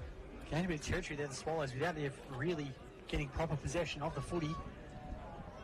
Only 90 seconds gone in this third term. Slightly Irymple's advantage side. Perella with the thump down in the ruck is a free for a high contest, and it's going to go the way off Perella. Yeah, sort of dragged back to the ground after the fact there, so the umpire was alert to it. Perella sends it towards the wing. It's going to be off a bounce for Cox, who does take it well, but couldn't convince the umpire that he kept it in play. He did sort of do his best statue impersonation out there with the old footy card pose. Yeah, on it, trying to keep it in play. Renaissance art sort of work there with the finger out. I don't know if he was reaching for the hand of God or something, but didn't quite get the call in the end. Comes back in. Scramble on the deck there ends up being as the Swallows that just gets a kick away, and getting there first is Alex Morris, but the boundary line will beat himself up. A bit closer though to the Swallows goal than we were. It's 70 metres, so Swallows just inching it forward with some hat kicks at the moment. No change to the scoreboard from the half-time break. 13-31 Irymple, 2-2-14 Ouyen United. As I said, this third term brought to you by the team at Mallee Bearings, the local firm with the local knowledge. So that boundary throw was a little bit shallow. We'll get another attempt at it here right under that Kumi Club scoreboard. McClelland and Perella have had a good battle in the ruck so far, continuing in the second half. I feel that could be where the Kangas can get some advantage if possible. Tap down went to Mead. He's immediately wrapped up by Christensen. And stalemate just outside the forward 50 here for the Swallows. First goal of the game came from Jake Thrum down this end of the ground in the opening term. Eaton sharked that contest. Bounces out of his hands. Nice work from Jim Valance. separation. It's a handball back here from Greg. It's going to go back there in that direction again. Little kick out wide was clever under pressure. Chance for Alex Morrish. Down the line looking for Brad Summerhays. His first touch of the footy today. Hasn't spent a huge amount of time on ground. But that was a bit of a kick in hope more than anything, and lands straight in the lap of the hard-running Thrum. Yeah, missed everywhere. Takes a mark. Goes for the short kick there to Scott. Offered up the handball, but in the end, we'll just slow it down and wait for the right option. Nearly convinced Valence that he'd play it on and tripped over on the mark. Ends up going to the loose man in defence in Mensch. Real gaslighting territory, that wasn't it? Yes, it was a bit. And the short ball comes back to Scott now. This time he plays on. They've switched to the near side of the ground. O'Shaughnessy contests well with Jackson to get it over the boundary line for a throw in. O'Shaughnessy, a bit like Valence, is one of those youngsters who went and played a couple of seasons with South Mildura when the Kangas were struggling a little bit for under-18s players and wanted to make sure they got regular football. And by all report, the Mildura Sporting Precinct are really happy with their development, so Kangas were happy to get them back in. And again, McClellan caught behind in this ruck contest. We'll get the free kick, so size advantage you'd feel of the big Russian is starting to show at the moment. Just hoiks it long forward, peaks the target. He's got a couple to beat. Good spoil from Luth. Hampton in the right spot, knocked away from him. Follows up with a good tackle. In fact, it was a bit high in the end. And Connor Mensch is going to be the recipient of the free kick for Irymple. Switches across defensive 50. Nice kick across for Thrum, who's just had an absolute stack of it again so far today. Wanted the handball to Nando Cirillo, but in the end goes back. He kicks across to Scott. They're just happy to share possession. Whacks it around to find a way out. They kick across. Mensch has now opened up one of their better runners, and the Swallows have got some terror. Coghlan marks there of the Jason variety. Kicks it inboard and finds the target there in Cooper Milsom. So he marks on the wing and looks to send it towards the direction of the board, but doesn't hit a target. Off a bounce, it ends up in the hands of Hulland. His handball looping over the pack, ends up finding the teammate, and they've got a bit of run up the other end. There's a loose man, but lying in was Zane Luth to chop it off. He needed to do that because they would have been away, and the Swallows can count the other way. Keenan Wade thumps it inside forward 50. Ryan is free inside. It's off hands as Lake came across the spoil, and Ryan, that's a great finish. That is the ultimate coast-to-coast goal. Zane Luth started it with a beautiful intercept mark off half-back. Wade's long kick inside 50, found his young teammate, and Brody Ryan converts just the fourth goal of the day for the Swallows. They are 4-13-37. Ouyen United 2-2-14 on the Coomiella Club scoreboard. But what a mark that was from Luth in defence, Steve. And Lonnie Hampton, as you said, was free, basically inside 50. Nick Pezzaniti said before the game he's an incredible athlete. He came from nowhere to take that one. Didn't need body contact, just flew across. Absolutely, yeah, glided through the air to chop it off, but if he wasn't there in that exact spot at the exact time, Ouyen United would have been away. Certainly would have been frustrating there for the Kangas, who would have felt they were due some opportunity. Out of the middle here, Thrum with the handball. Now Hammond goes for a 1-2 with Scott, breaks the first tackle, keeps his feet though nicely, and a beautiful kick down the line to the goal kicker in Ryan, who stops and props. He's got Thrum short. He's going to in that direction, and again just floating inside the 50. Takes the mark pretty much uncontested. This time he wants a passing option. Scott's running around the outside for the handball. Kick short from Michael Cura. Couldn't take it. Handball's back to Thrum. Shrugs the first tackle. Handball's back to Scott. He's had a stack of it so far in this third term.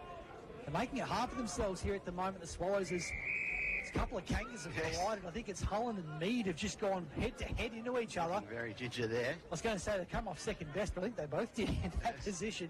They're struggling to get up, but at least the fellow defenders have forced it over the line. Some really good pressure from the Kangas in defence there to turn what was shaping as a good opportunity into some hard work for the Swallows as the throw-in ends up floating off of Perella, but still back of the pack, getting a piece now is Eaton. He's wrapped up by two Kangas though, so we get a ball up about 40 to 45 metres away from the Swallows' goal. It's a place to be if you're caught between two kangaroos. Just ask my mates who go camping on weekends. It's Perella, taps down. Quick handball was nice there from O'Shaughnessy and Holland around the corner, but Henry McClellan is able just to sit himself behind the footy here. Takes the mark, he retreats with the kick, but it's a pretty good man to kick to in Wandon. Goes back into the centre of the ground. Couldn't take it on the half volley there was Phelan. Wandon's there to help mop it up though across the ground. Again half volley, but Anderson controlled it. Well-weighted handball this time. Chance here for Luth. Running inside 50. Christensen at full stretch. Just couldn't quite take it. Almost had it on a plate. Holland is taken down and we'll have a stalemate just inside the forward 50. But you just see as the season goes on, DFAB, Zane Luth's got more and more confidence, not only to play as a one-on-one defender, run off from half-back as well. Yeah, just created a bit of run there. And the really nice collect as well, the basketball background there, you could tell he knows how to reel in a pass just with one hand. So the Swallows sharing it around about halfway up the ground at the moment. They make a bit of ground though to find Hammond, who marks, and he assesses his option. He will stab a kick out in the direction there of Jason Hura, but it goes over the back of that, trying to evade the tackler there. As that's charging through with Dom Cirillo, and he throws it on the boot from 45 metres out. Yes. Thank you very much, Dom Cirillo, who picks it up and absolutely nails it. And the yips of that second term have disappeared, you'd feel, for the Swallows, who are donning the purple and white outfit today. Again, Keenan Wade coming from half-back. His ability to bust through tackles, very, very impressive. But Dom Cirillo's kick at goal was just as much from about the 50-metre arc. 5:13:43 for Irymple. 2:14 Ouyen United. Nearly 9.5 minutes gone in this third term for Mallee Bearings on Hot FM. And those couple of early dagger blows, DFAB, I reckon, is just going to hit the heart of the Kangas, you'd feel, who would have felt they were right in this game. Well, do you reckon that the defender group at the half-time meeting put their hands up and goes, leave it to us, boys. The forwards are struggling to hit the big sticks. Well, we'll just float forward. We'll get the job done. I reckon they probably did. I mean, every backman always thinks they can do a better job than the forwards. And here's the back line in action here for the Swallows again. Short kick from Nando Cirillo was nicely marked there by Jude Bundy, the third gamer. As DFAB said, he's been in his first 2 games. Rising Star nominee a couple of weeks ago. Short kick wide for the goal kicker in Dom Cirillo, who takes some extra territory to wind up and go towards the 50. In the end, it just carries over the top of the pack. Holland takes the mark. Christensen after him. Really made a claim for 50. Yeah, he was calling it was touched the whole way. Umpire never called it. Holland's kick finds Mead, in the middle of the ground. There's someone coming at him. He finds Stanley Cox now. Still inside the centre square. Pokes at it. That's a spearing pass for Zach Peake, who takes it on the chest. Wheels quickly to find it at the top of the square. I reckon that might be Ryan Monaghan who's taken it across the front. And within 2 flat kicks that went an absolute tracer bullet speed, they're inside 50 and a chance to kick from directly in front. Well, those 2 kicks both had to be centimetre perfect, and they were for the Kangas. I mean, that is just sensational passing. And coming in now to kick the behind in the end was... no, he's got it. Oh, he's got it. He's just kept it in. So after some centimetre perfect kicking, yes, so beautiful, but still in by probably a centimetre for goal. Well, he just gave himself a little bit of extra room to move there, Ryan Monaghan, and in the end, the goal umpire had to work his backside off to get across to the upright to make sure it went in, and he signalled straight through. So, as we said, Ouyen United not going forward very often, but they're efficient when they go inside 50. This time was Ryan Monaghan, who kicks the third goal of the day for the Kangas. 3:2:20, Irymple 5:13:43 on the club scoreboard. Now Thrum, bang, that's a huge tackle. Massive tackle. It was Sam Mead who came off the back of the 50 and absolutely nailed the Irymple co-coach. Now goes inside 50 long, and here's a good chance here for Cox, who read it perfectly. Keenan Wade, I reckon, lost it in the sun there, DFAB, but Cox absolutely found himself in the right spot, and this is an important kick at goal. Well, this is what can happen if you struggle to convert your opportunities. The team at the other end can get a few just fast entries, good marks, and create their own opportunities, and suddenly enter come back into the game. So Stanley Cox played majority forward today, pinch hit in the ruck a couple of times. 2 goals in as many minutes here for the Kangas. Looks pretty good, but it's going to hover up to the right-hand side. And it's going to go through for a minor score in the end. So 3-3-21 for the Kangas. 5-13-43 for Irymple. 2-point leaders. Gone 12.5 minutes in this third term. Mensch with a little kick outside defensive 50 for the Swallows to Dom Cirillo. Waste no time going long down the line for Christensen.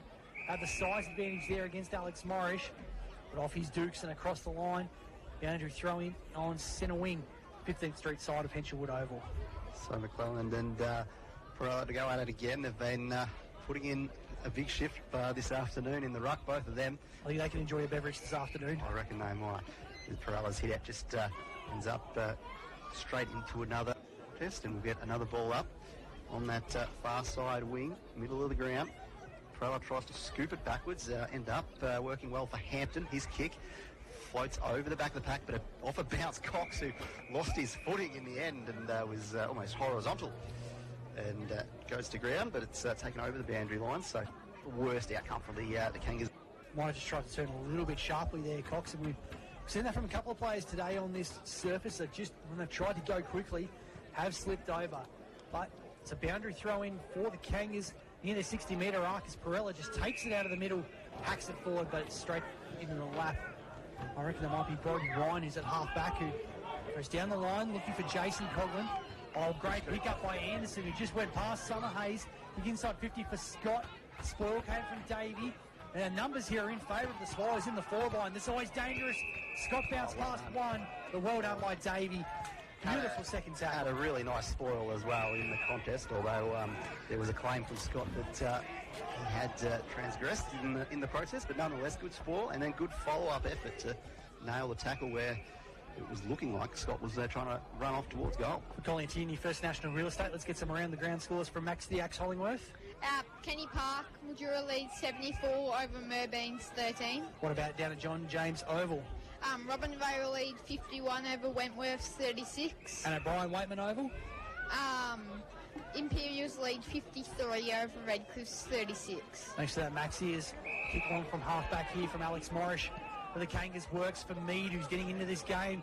Nice kick inside 50 if it sits for Wisniewski. He's got some time. He wants to straighten it up. Top of the square, they're outnumbered here 2-on-1. Well done by Wade, who brought it down to Jason Coughlin. Handball didn't hit an intended target.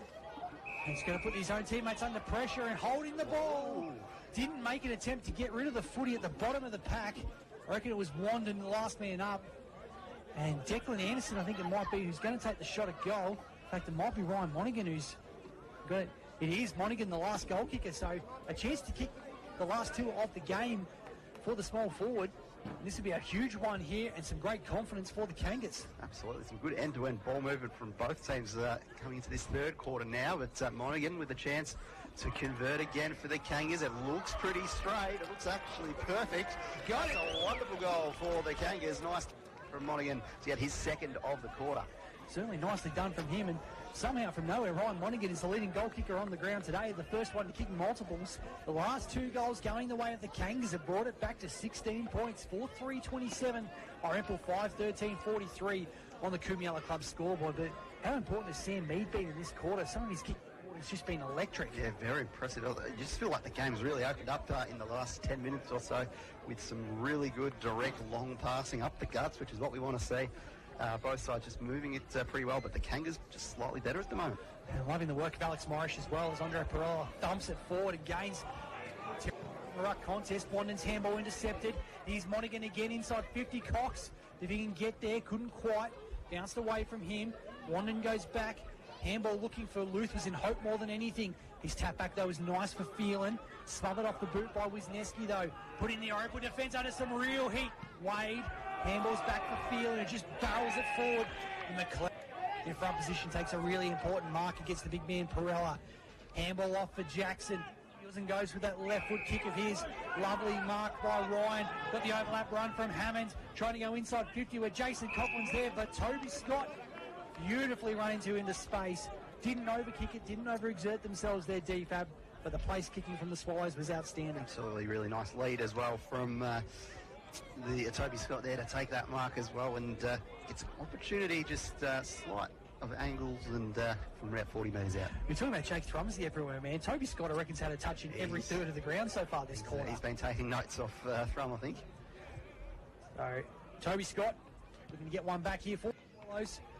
That looks pretty good. And it is through the middle, so after 2 goals in a row for the Kangas, Scott gets one back for the Swallows, 6-13-49 for Irymple. They are holding the lead over Ouyen United here. Hot FM match of the day, 106.7. Kangas 4-3-27 on that Kumiala scoreboard. 7.5 minutes gone in this third term. I just really like the footy IQ of Toby Scott, DFAB. He's not the biggest guy out there, but he takes the hits. He keeps his feet really well. and just as a smart user of the footy. No, absolutely. He's been sensational, particularly in this third quarter. And this time went out of the centre clearance. It was a hat kick off the deck from the Swallows, but it's marked by number 9 in Summerhays for the Kangas. Bit of a run there from Lake, who sends it to half forward, but it's quickly gobbled up by Irymple, who run. Hand pass inboard there. Finds the man in Christensen. Well, his kick leaves a bit to be desired, and they'll run it back through Jim Valance. Now the Kangas, he just gets it on the ball to the dangerous area, but it asks a bit too much of Cox. He's a mark half back. He probably had the overlap handball on there, Valance, if he wanted to go for it, but kicked it instead. Mensch, cross defensive 50. Billy Phelan dances his way past a would-be tackler. Goes with the short check kick to centre half back for Thrum, who's had a stack of it so far in this game. Handball off for Mensch. It's got Cooper Milsom waiting for it. He's late. Gee, big body pressure. Did well, but Milsom at ground levels followed up nicely. Looping handball was well weighted. Fernando Cirillo goes forward from Michael Hura. Got Ryan coming at him. Daniel Coughlin's deep if he wants to go in that direction. That's exactly where he goes, into the hot spot. Davies there with him, but Coughlin around the corner. Gee, didn't hit at all. Uncharacteristic of Coughlin. In the end, it's going to bounce just inside the line, across the boundary line for it. But what a kick that was going inside 50, DFAB. It was just into that open space. Absolutely very nice. And Coughlin just went for that quick collect, quick snap, but just didn't quite get the footing that he was hoping for, I guess. Brody Lake's just pulled up a bit sore from that contest out there before. He's coming to the bench. Meanwhile, Anderson for Irymple across the face of goal. Just got a little bit too much pull in it and out of bounds in the left forward pocket. Irymple 6-13-49. Ouyen United 4-3-27 on the Kumiala clubs. Still deep inside the Irymple, forward 50. Mitch Rod, Michael D. Fabrizio. Max the Axe Hollingworth bringing you the action today. Perella slaps it down, but here's a chance for Ryan for Irymple. Handballs backwards. Mills as he kicked it, but it might work. As Scott, the else, leading his man to the foot. He takes the chest mark at the top of the goal square, and you feel this will be his second goal in as many minutes. It does feel that way. Currently, both teams have doubled their goal tally in this quarter from where they were at half-time. But Swallows with a chance to go beyond that. Scott directly in front, 20 metres out, and has just slammed it into the goalpost. It's got a bit of wobble about it. And that's a bit typical of what we were seeing in the first half from the Swallows in their set shots. Well, those Yips potentially might be coming back after a couple of good minutes in terms of kicking a goal, but Ouyen United moving the ball down the ground through Valance, but mark there by, I think there might be Don Cirillo at the back of the contest. Having a great day today from half back. Kicks in towards the centre square for Jason Hura. Has to stop and prop. Short kick is on though for Hammond. Still inside that centre square. Gotten too much forward. And again still inside, but switching across Fernando Cirillo, who's got a man short, and Jason Coughlin, or can run to the 50 and go himself if he wants. He's got the journey. Top of the square. And well done by Nathan Davey, who just read it better than anyone else. Really strong mark in front of Bailey Anderson, last line of defence. Kangas had the numbers in that, so it was always going to be difficult for Anderson. And Kangas kick it around towards Jim Valance. He'll just hold it up and wait for a few of his teammates to push forward. Josh Gregg, with that kick to him too, just playing an extra kick behind the footy at the moment. Another touch in the Gregg column as Valance's kick floats to wing, but it'll spill out the back from Thrum. Although his kick just goes not as intended. Alex Morris marks in the centre square. He kicks towards forward, looks to go quickly, but there was 3 Irymple jumpers around his one target, and they'll work it out now through Mensch, who goes to Hura. Hura immediately kicks towards the direction of half forward. It'll just be marked on the edge of the centre square, and the Swallows send it inside 50.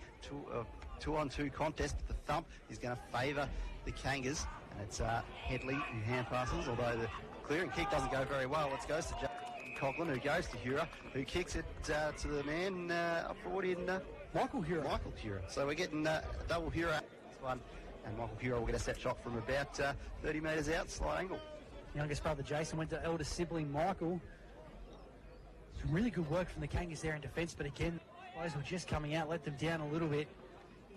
Michael Hura, first senior game back for a number of years. Been dominating in the twos, but you could hear the audible groan in the effects mic from the Yips are back. The home crowd. As I reckon there's a bit of frustration building in the yellow and blue and also purple supporters out here today. That was across the face, 6-15-51. Still leading by 4 goals over Ouyen United, 4-3-27. It's Jim Valance at half-back here for the Kangas. This is to Alex Morris. She's having a stack of it in this game today. The captain comes across the ground.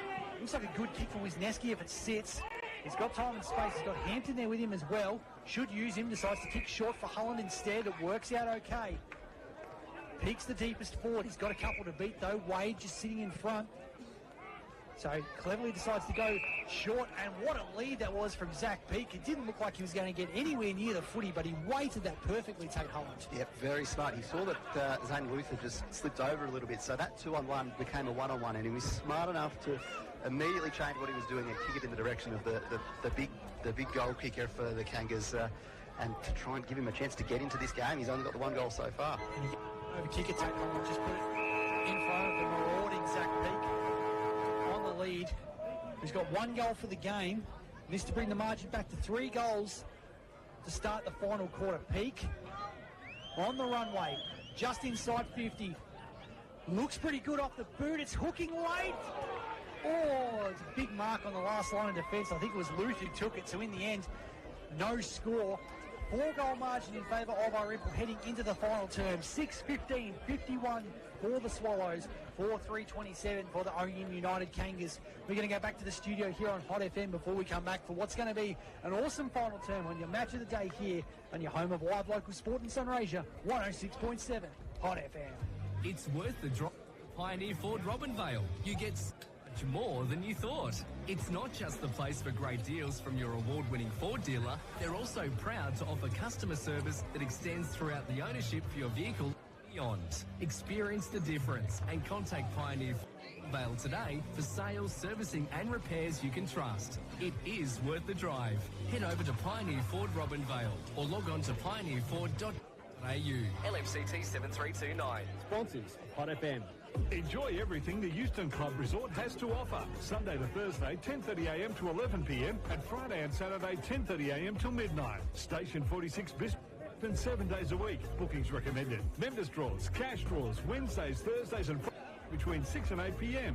Weekly Wednesday raffles from 7 p.m. Free live entertainment Friday and Saturday night. Become a member. It's easy and affordable with huge benefits. Visit www.eustonclub.com.au.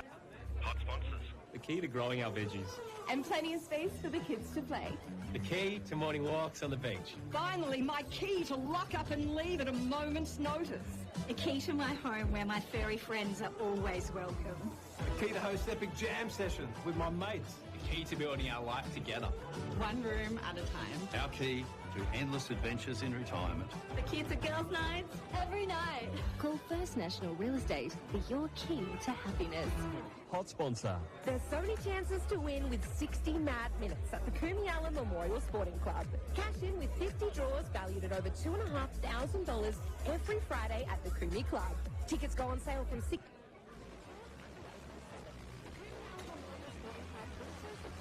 Community, providing more than $1 million in community clubs last year. And don't miss their daily lunch specials starting from $9.90. The Kumiala Memorial Sporting Club, proud sponsors of your community radio. Malley Bearings has been your go-to stockist of ball and roller bearings and power transmission products in Sunrasia for more than 30 years. Proudly local, Malley Bearings has been open since 1982 with combined product knowledge and experience of over 120 years. So whether you're a dryland farmer, a mechanic or even a DIYer, Malley Bearings have got you covered. Open 8am to 5pm on weekdays and 9 till midday days, 10th Street, Mildura, or online at malleybearings.com.au. Malley Bearings, sponsors of Hot FM. The Sunrasia Footy Match of the Day, thanks to Colliantini First National Real Estate. The SFNL Match of the Day on Hot FM, your official SFNL broadcaster.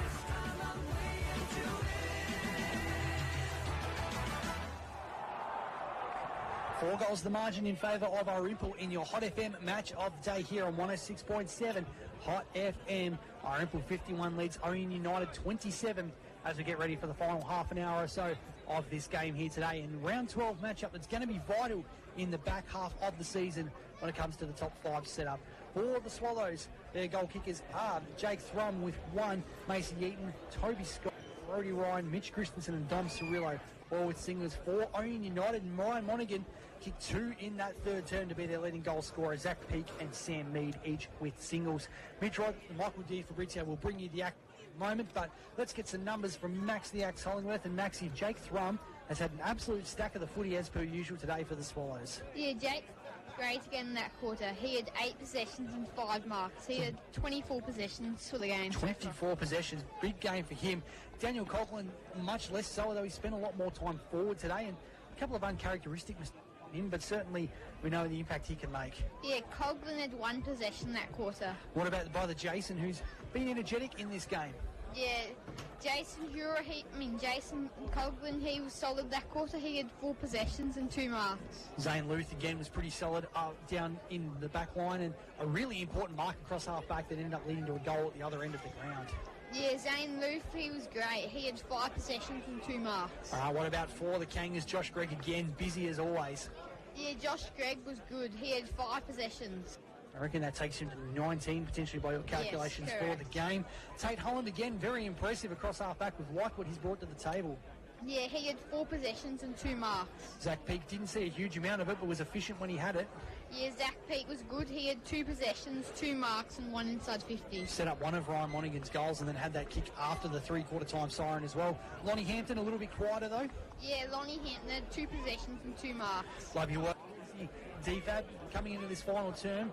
I reckon the Kangas, especially their and they built towards the end of the quarter, they'll feel they're not out of this at all, but they've just got to make sure it counts forward. Certainly a more free-flowing game. We saw in that, as I said, both sides doubling their goal tally from half-time just in that third quarter. So things have opened up. There's a lot more ball movement, end-to-end stuff, and that might favour the side that's trying to play catch-up as opposed to the side that's trying to just run out the clock and find the full-time siren. Final quarter underway here for Colliantini First National Real Estate on 106.7 Hot FM, and Cooper Milsom, the youngster, is going to get a free kick for a high tackle. He started on ball in this final quarter. In fact, it's going the way of Josh Gregg against Michael Hura.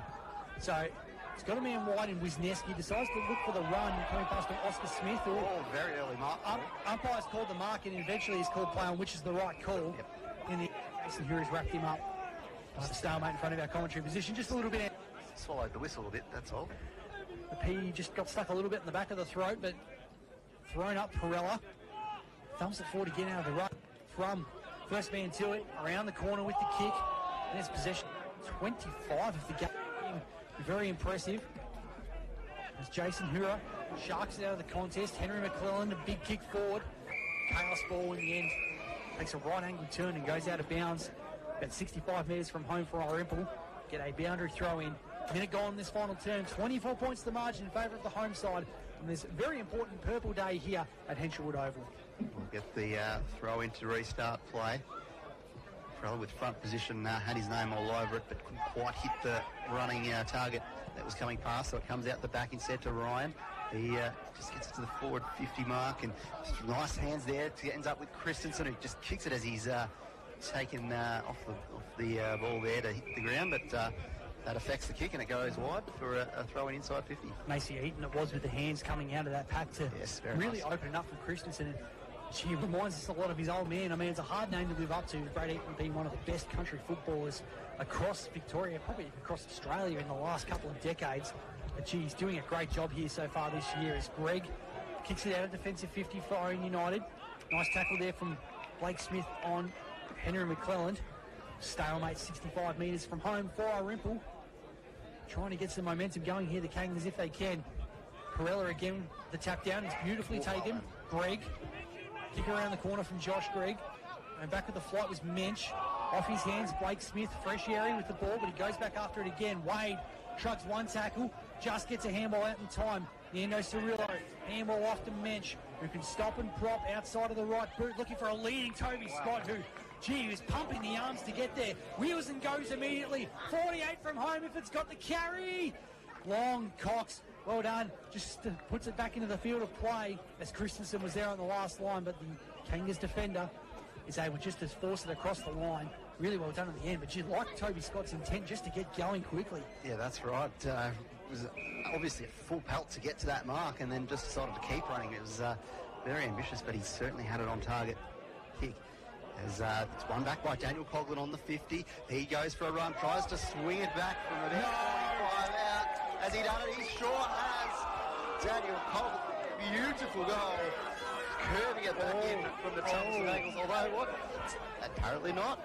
I think it might have hit the back of the behind post going through, touched on the line and get the inform. So everyone was celebrating, everyone thought it was through, but he did everything right. The Kangas defence clearly did something better, and in the end a minor score, which certainly would have been a goal that brought the house down too, tucked up on the left forward pocket with the left foot.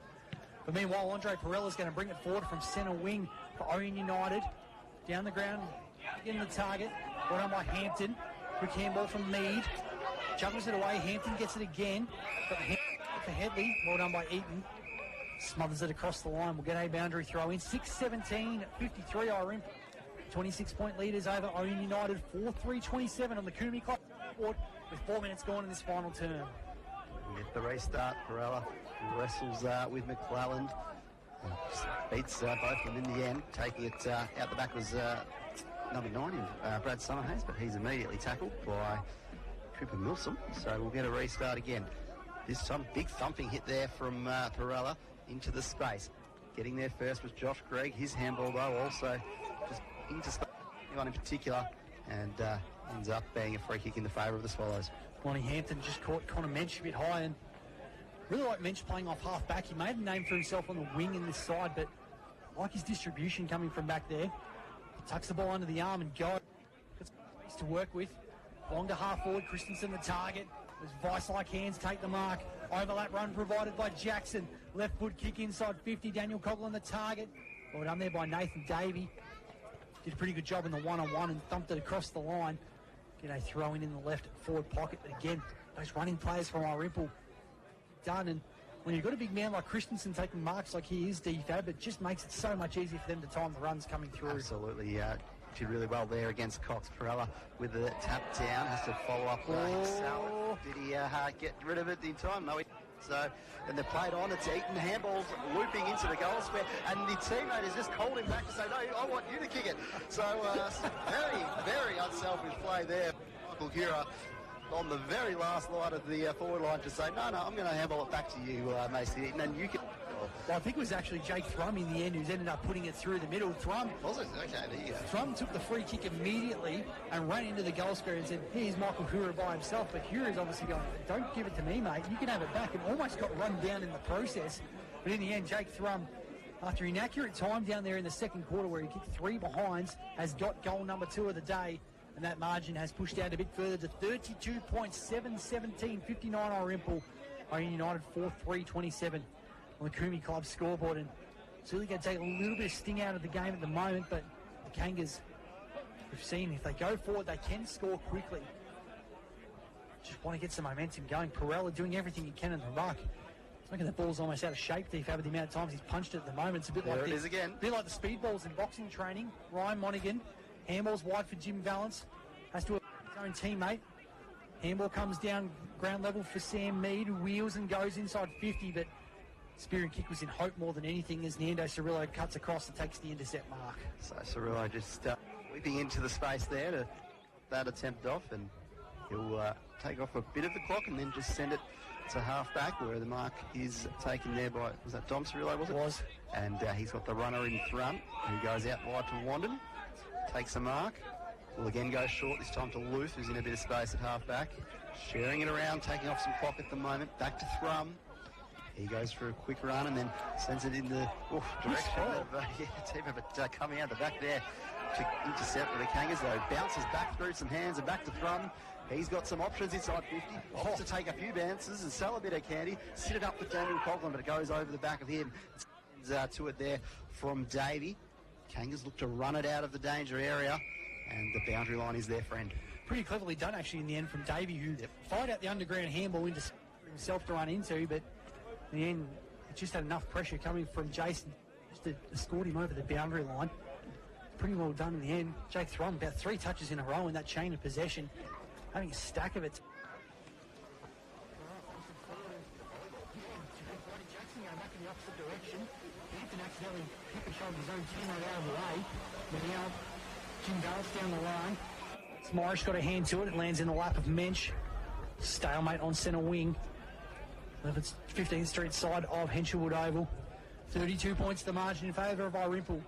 Big day for them today. Little Sky Eyes Foundation game wearing the purple and white. The Freo chevron out there. There's a free in this ruck contest again. It's going to go against McClelland. He's battled his backside off all day, but Andre Perella's gotten bigger as the game's gone on, DFAD. Yeah, it's been a nice contest all afternoon. Neither of them seem to be taking any break. They've just been taking all the ruck contests no matter where they are, pretty much. Well, a big fly from Holland. Almost had a chance to get his hands to it. Meanwhile, Monaghan, back of the pack, taken 60 degrees. Umpire says he was taken immediately, though, by Hammond. So we'll have a ball up just inside the centre square. Back into the ruck again. Perella just on a plate, but Christensen takes it from the contest. Back for Dom Cirillo. He's got an option running off in younger brother Nando if it sits for him, and gee, what a well-weighted kick that was. Younger brother didn't have to break stride, takes it in the open dukes. So Cirillo holds it up. He just wants to make sure that there's a player in a good spot. He sends it in the direction of Hura, but it's punched over the back, so there's a bit of a foot race about 55 metres from goal. Ends up charging in was Hura in the form of Jason Hura, but his kick is smothered, so we'll get a ball in. And it's be about 60-odd metres away from the goals. Oscar Smith's worked really hard in defence today. I reckon he's done a pretty good job. He can hold his head high. Hasn't really gone too deep for Irymple because most of their set shots have been taken from 35 metres out, but he's done really well in the contest. McClelland taps that one down, but it's taken by Summer Hayes. It's kicked though intercepted by Scott. He's got plenty of space to work with at the 55-metre mark. Checks it. Just had a little bit too much on it there for the third gamer in Blundy. Cox couldn't mark it. Handball off, looking for Smith. And the tackle pressure from Hammond just sees him force it over the boundary line. And throw in 40 metres from home, the right forward pocket as time is ticking away in this final term. Nearly 10 minutes gone. 32 points to lead in favour of the home side. So we've got it inside the forward 50 for the Swallows, who have got a healthy margin in this fourth quarter. Perella tries to reach around for the hit out. In the end, it's just kicked out of the danger area for the Kangas, but only into the arms of Toby Scott, but it falls through those and over the boundary line, so he couldn't quite take the mark. Declan Anderson just getting as much territory as he could, and probably thankful that it just came off the lap of Scott at the very last second and across the boundary line. Thrown in. McClelland this time getting the fist down. Nicely read by Hampton, who's taken immediately by Hammond. He's a tackling machine today, Archer Hammond. I reckon he'll be in double figures. But in defence for the Kangas, it's Oscar Smith, who went one way and then the other, looking for balance, who's got a couple to beat. Tried to spin out of the tackle from Thrum, but it's going nowhere. Stalemate still inside the centre square. Irymple tackling pressure has been really strong in this second half. Hammond leading the way in that. Perella tapped down, sharked here by Thrum. Overlap handball, gives an option here for Michael Hura on the run towards the goal square. And Big Nick puts it through, his first goal in a number of years in the senior footy for Irymple. And good to see the teammates get around him as well. Big goal in the context of this game too, because it's going to be tough for the Kangas from here. Yep, that's puts it pretty much beyond any sort of doubt whatsoever at the moment, I think, with the way the Swallows certainly have dominated play, but just haven't quite put it to bed with their conversion.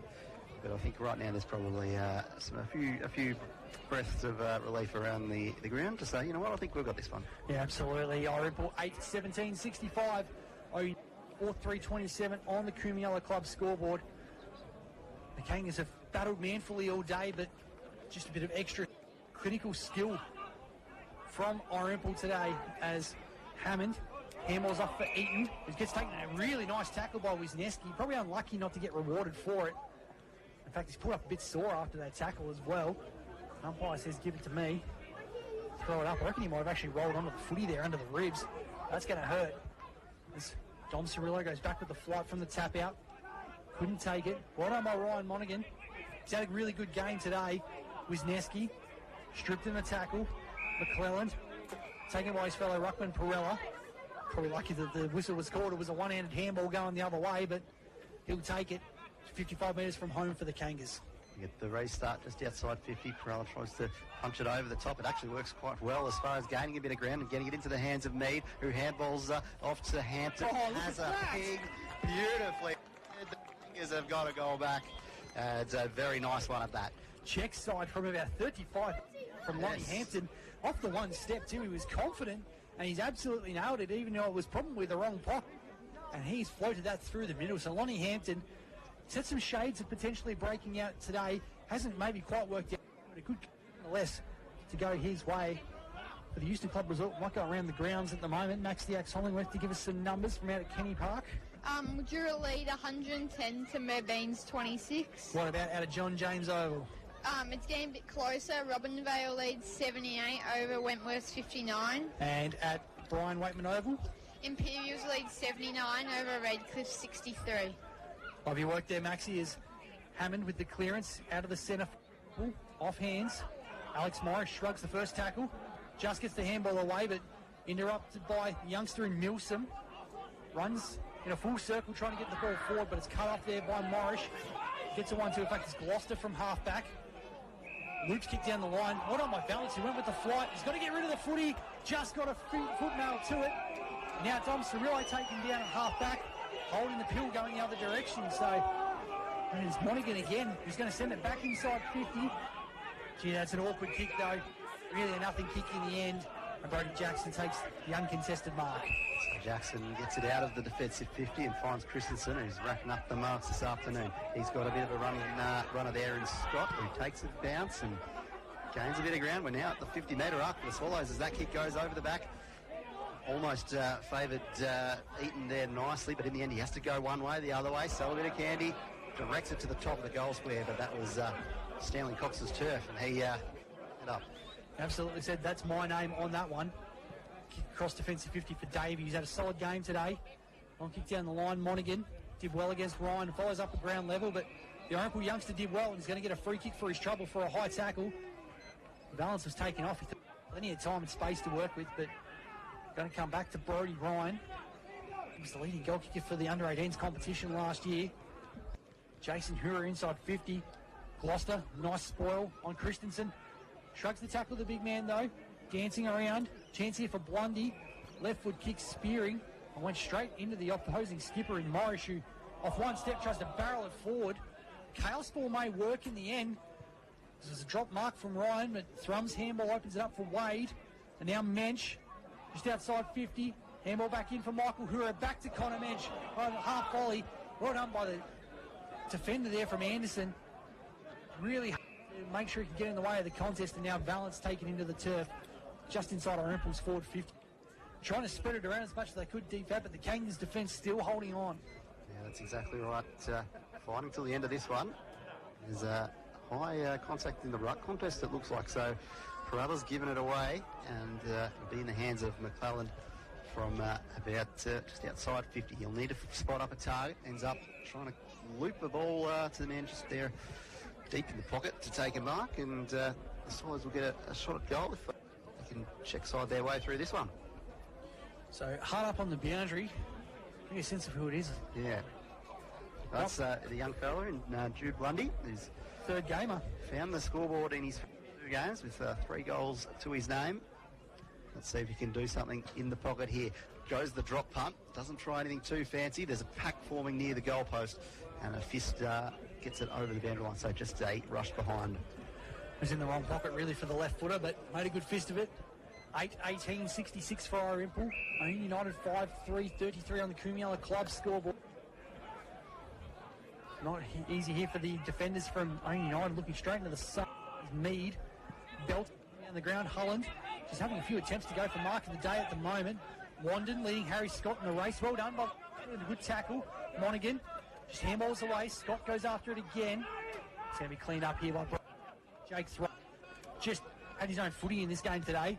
Handball for Anderson, running forward. Doesn't quite hit the target despite Irymple's good work going forward deep. They haven't hit the target on every occasion. I reckon against a stronger team, maybe could be some issues there, but they love to be able to run and carry the footy as often as they can because that's their bread and butter. Yep. It's nice work from Cox as well to get a few marks down back in this game. It's interestingly, Ouyen United are on track for their lowest score since opening round when they were held to 3 goals against Imps, but they do find the scoreboard, despite being a bit lower on the ladder, the Kangas, but 7-4-46 is their lowest score since that opening round. They're currently 5-3-33. Out the back of the Mead, turns and goes, sets it up nicely for a fly there from Peak, but it's he's got a lot of company around him, and it's still Great pick up. Very nice work there from Ryan, who gets it off to the runner in Toby Scott. He just kicks it to space for the Jason Coughlin to run onto, and he kicks a looping ball in the direction of Michael Hura, who has to just get it off the deck, tries to send it to Jason Hura, but on the last line, on the half-back line is Oscar Smith for the Kangas, and his handball just is met with a lot of traffic, so we'll get a ball up about 55 metres from goal for the Swallows. And a bit of a slog at times for both teams here today. Beautiful conditions at Henshelwood Oval, but Irymple, who it's probably a slower start to the season, and a few injuries, might be getting a few soldiers back at this stage. Christensen's handball was good. Jason Coughlin spinning through traffic was Thrum. Handball's back to Daniel Coughlin. This will bring the house down. Ooh, hits the upright. You can hear the top of it almost. Gee, the audible groan almost rattled the windows up here of the Frank Gerstenmeier. Everyone was holding it home, but in the end, it's going to Lee Matthews and hit the upright. Still swaying at the moment. 8-19, 67 Irymple, 5-3-33 for Ouyen United on the Kumiala Club scoreboard. And I just wonder if he's actually at 100% fitness today, Dan Coughlin. He's spent a lot of time at full forward. Certainly has, yeah. Hasn't been really his day-to-day, but he's just doing enough to be able to bring his teammates into the game. And nice to see from the Swallows' perspective, DFAB, but some of these younger players who are starting to carry the torch a bit more. No, absolutely. We're seeing step up all over the ground, and Cox has a nice fight to pack there for the Kangas.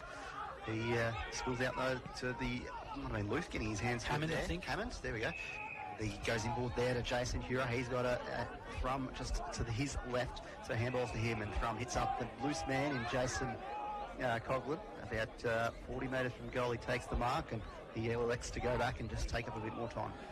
Injured forward Nick Pezzaniti before the game today that I think Jason and Daniel Coughlin's first senior game, they've been able to play with each other since 2012. Long time coming. Man from East Ringwood coming up to play with his brother today. Left foot kick. Well, it's well across the face. Big fly from Cox. Nice mark. Juggled it. And I reckon it's Blundy there again, the youngster, who just took his eyes off the footy, DFAB, and grabbed it nicely. As you said, he's hit the scoreboard in every game he's played so far. A chance to do so again in game 3. This time, more favourable side, is it? Yeah. He's going around, so just a 16-year-old too as well, so very impressive to have an impact at senior footy already at that age. For 16-year-old, he looks like he's hit the gym hard. And that looks good. I reckon he might have snuck that in. He has. That was beautiful. It's a wave response from everyone, including the goal umpire. Anyone realised it actually went through the middle. But Jude Blundy, what a fit it was in the end with the left foot snap from the pocket. Yet another quality youngster coming off the footy factory here at Henshelwood Oval, DFAB. They just know how to produce young talent that can play at senior level. Helicopters over Mildura during the week checking the power lines, but that was probably the most impressive helicopter we've seen. Got so much spin on that ball from deep in the pocket. Tough angle. It was great to see. Beautifully finished there by the youngsters. It's 16 years old. Powerfully built. 9-19-73 for Irymple. 40-point leaders over Ouyen United. 5-3-33. And here they go again out of the middle. Christensen and Thrum combined. Kick was a bit heavy for Scott. Stanley Cox, a well-weighted kick from defence.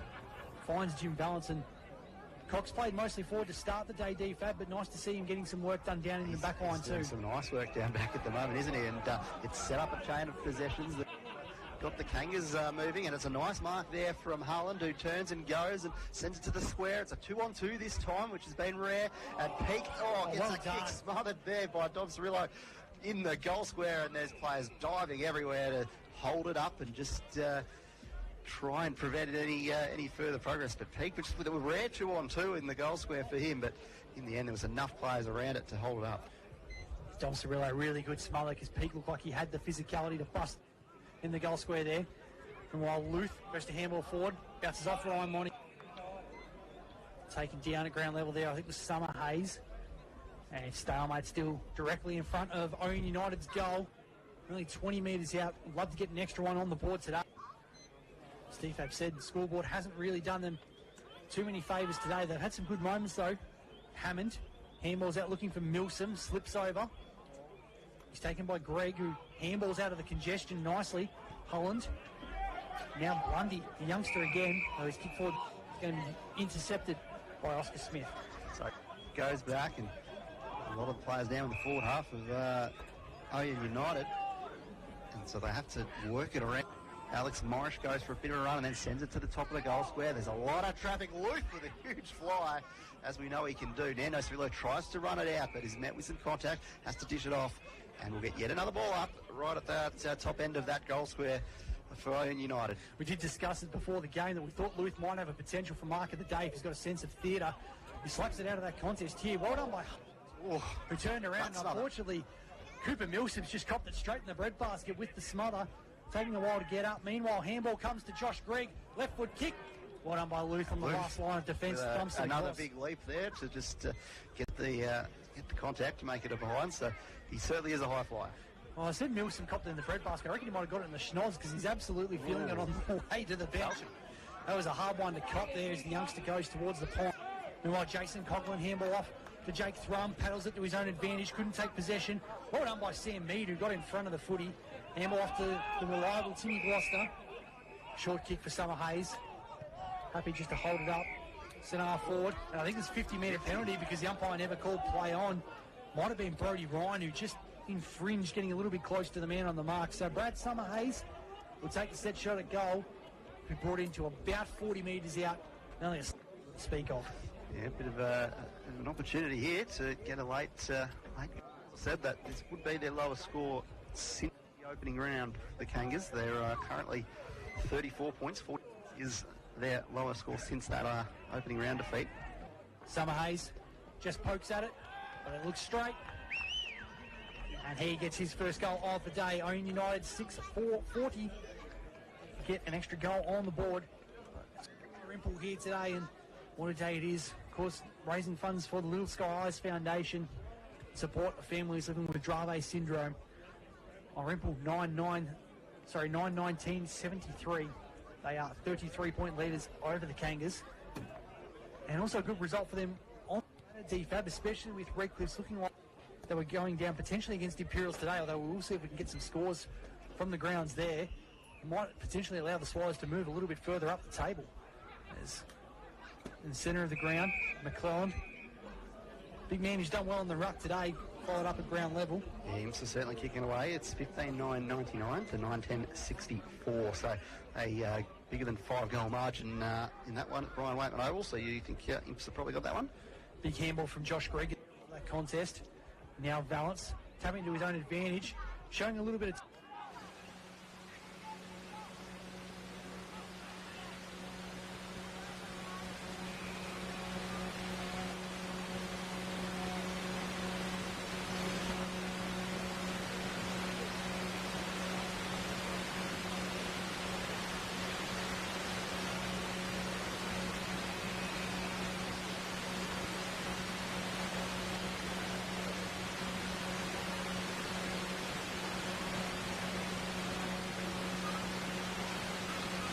the bye last week.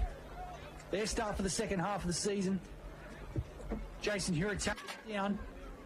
Anderson flicks it out wide. Milsom taken down in a big strong tackle from Jim Valance. He's had a pretty solid day today for the Kangas. But it's all about Irymple here at this point in time. We get the restart. McLeod with... There is the... It's a very nice afternoon for Irymple. They've had a good cause that they've rallied around, and they've had a good win to go with it, beating Ouyen United by 33 points.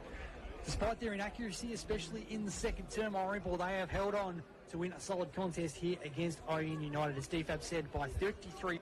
9-19-73, played 6-4-40, the final margin Kumiala Club scoreboard for today. We're going to head back to the studio here on Hot FM, and then we'll be back on the other side of this to wrap up what's been a solid day of footy here for round 12, Sunrasia Football Netball League on 106.7. There's so many chances to win with 60 mad minutes at the Kumiala Memorial Sporting Club.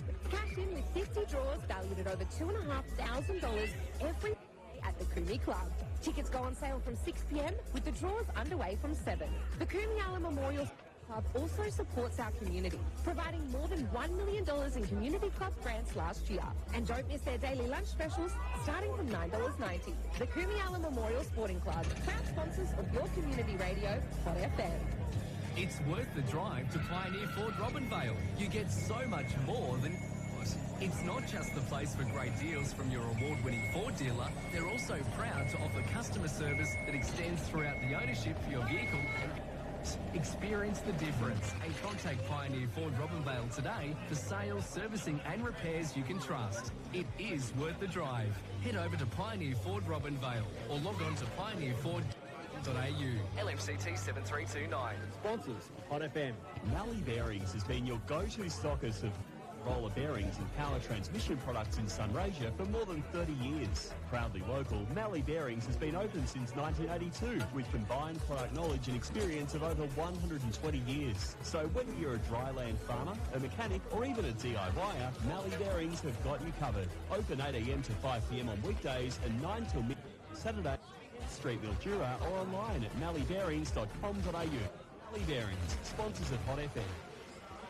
Everything the Euston Club Resort has to offer. Sunday to Thursday, 10:30am to 11pm, and Friday and Saturday, 10:30am till midnight. Station 46 Bistro, open 7 days a week. Bookings recommended. Members draws, cash draws, Wednesdays, Thursdays and Fridays between 6 and 8pm. Weekly Wednesday raffles from 7pm. Free live entertainment Friday and Saturday night. Become a member. It's easy and affordable with huge benefits. Visit www.eustonclub.com.au. The key to growing our veggies. And plenty of space to play. The key to morning walks on the beach. Finally, my key to lock up and leave at a moment's notice. The key to my home where my furry friends are always welcome. The key to host every jam session with my mates. The key to growing our life together. One room at a time. Our key to endless adventures and fun. Key to girls' night every night. Call First National Real Estate for your key to happiness. Hot sponsor.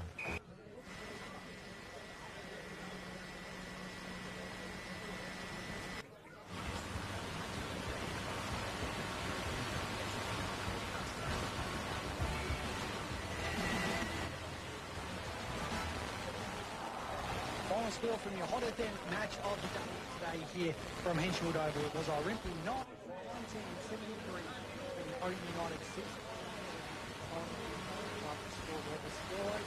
Impressive win for them.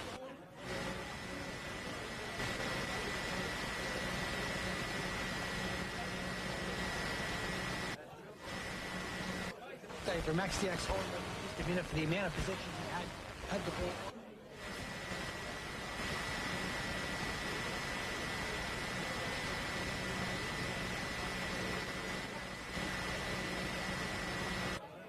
Goals, they spread it across the board. Ouyen United, a solid second half. 2 third quarter goals. Zach Pitt,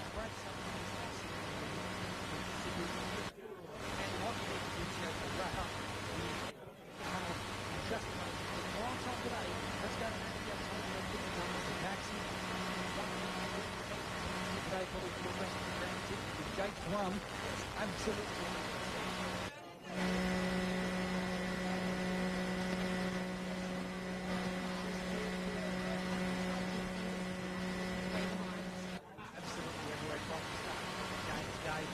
Jason Coughlin was a bit of a leaning from today, but as I said, the first game he's been able to play alongside his brother Daniel in over a decade.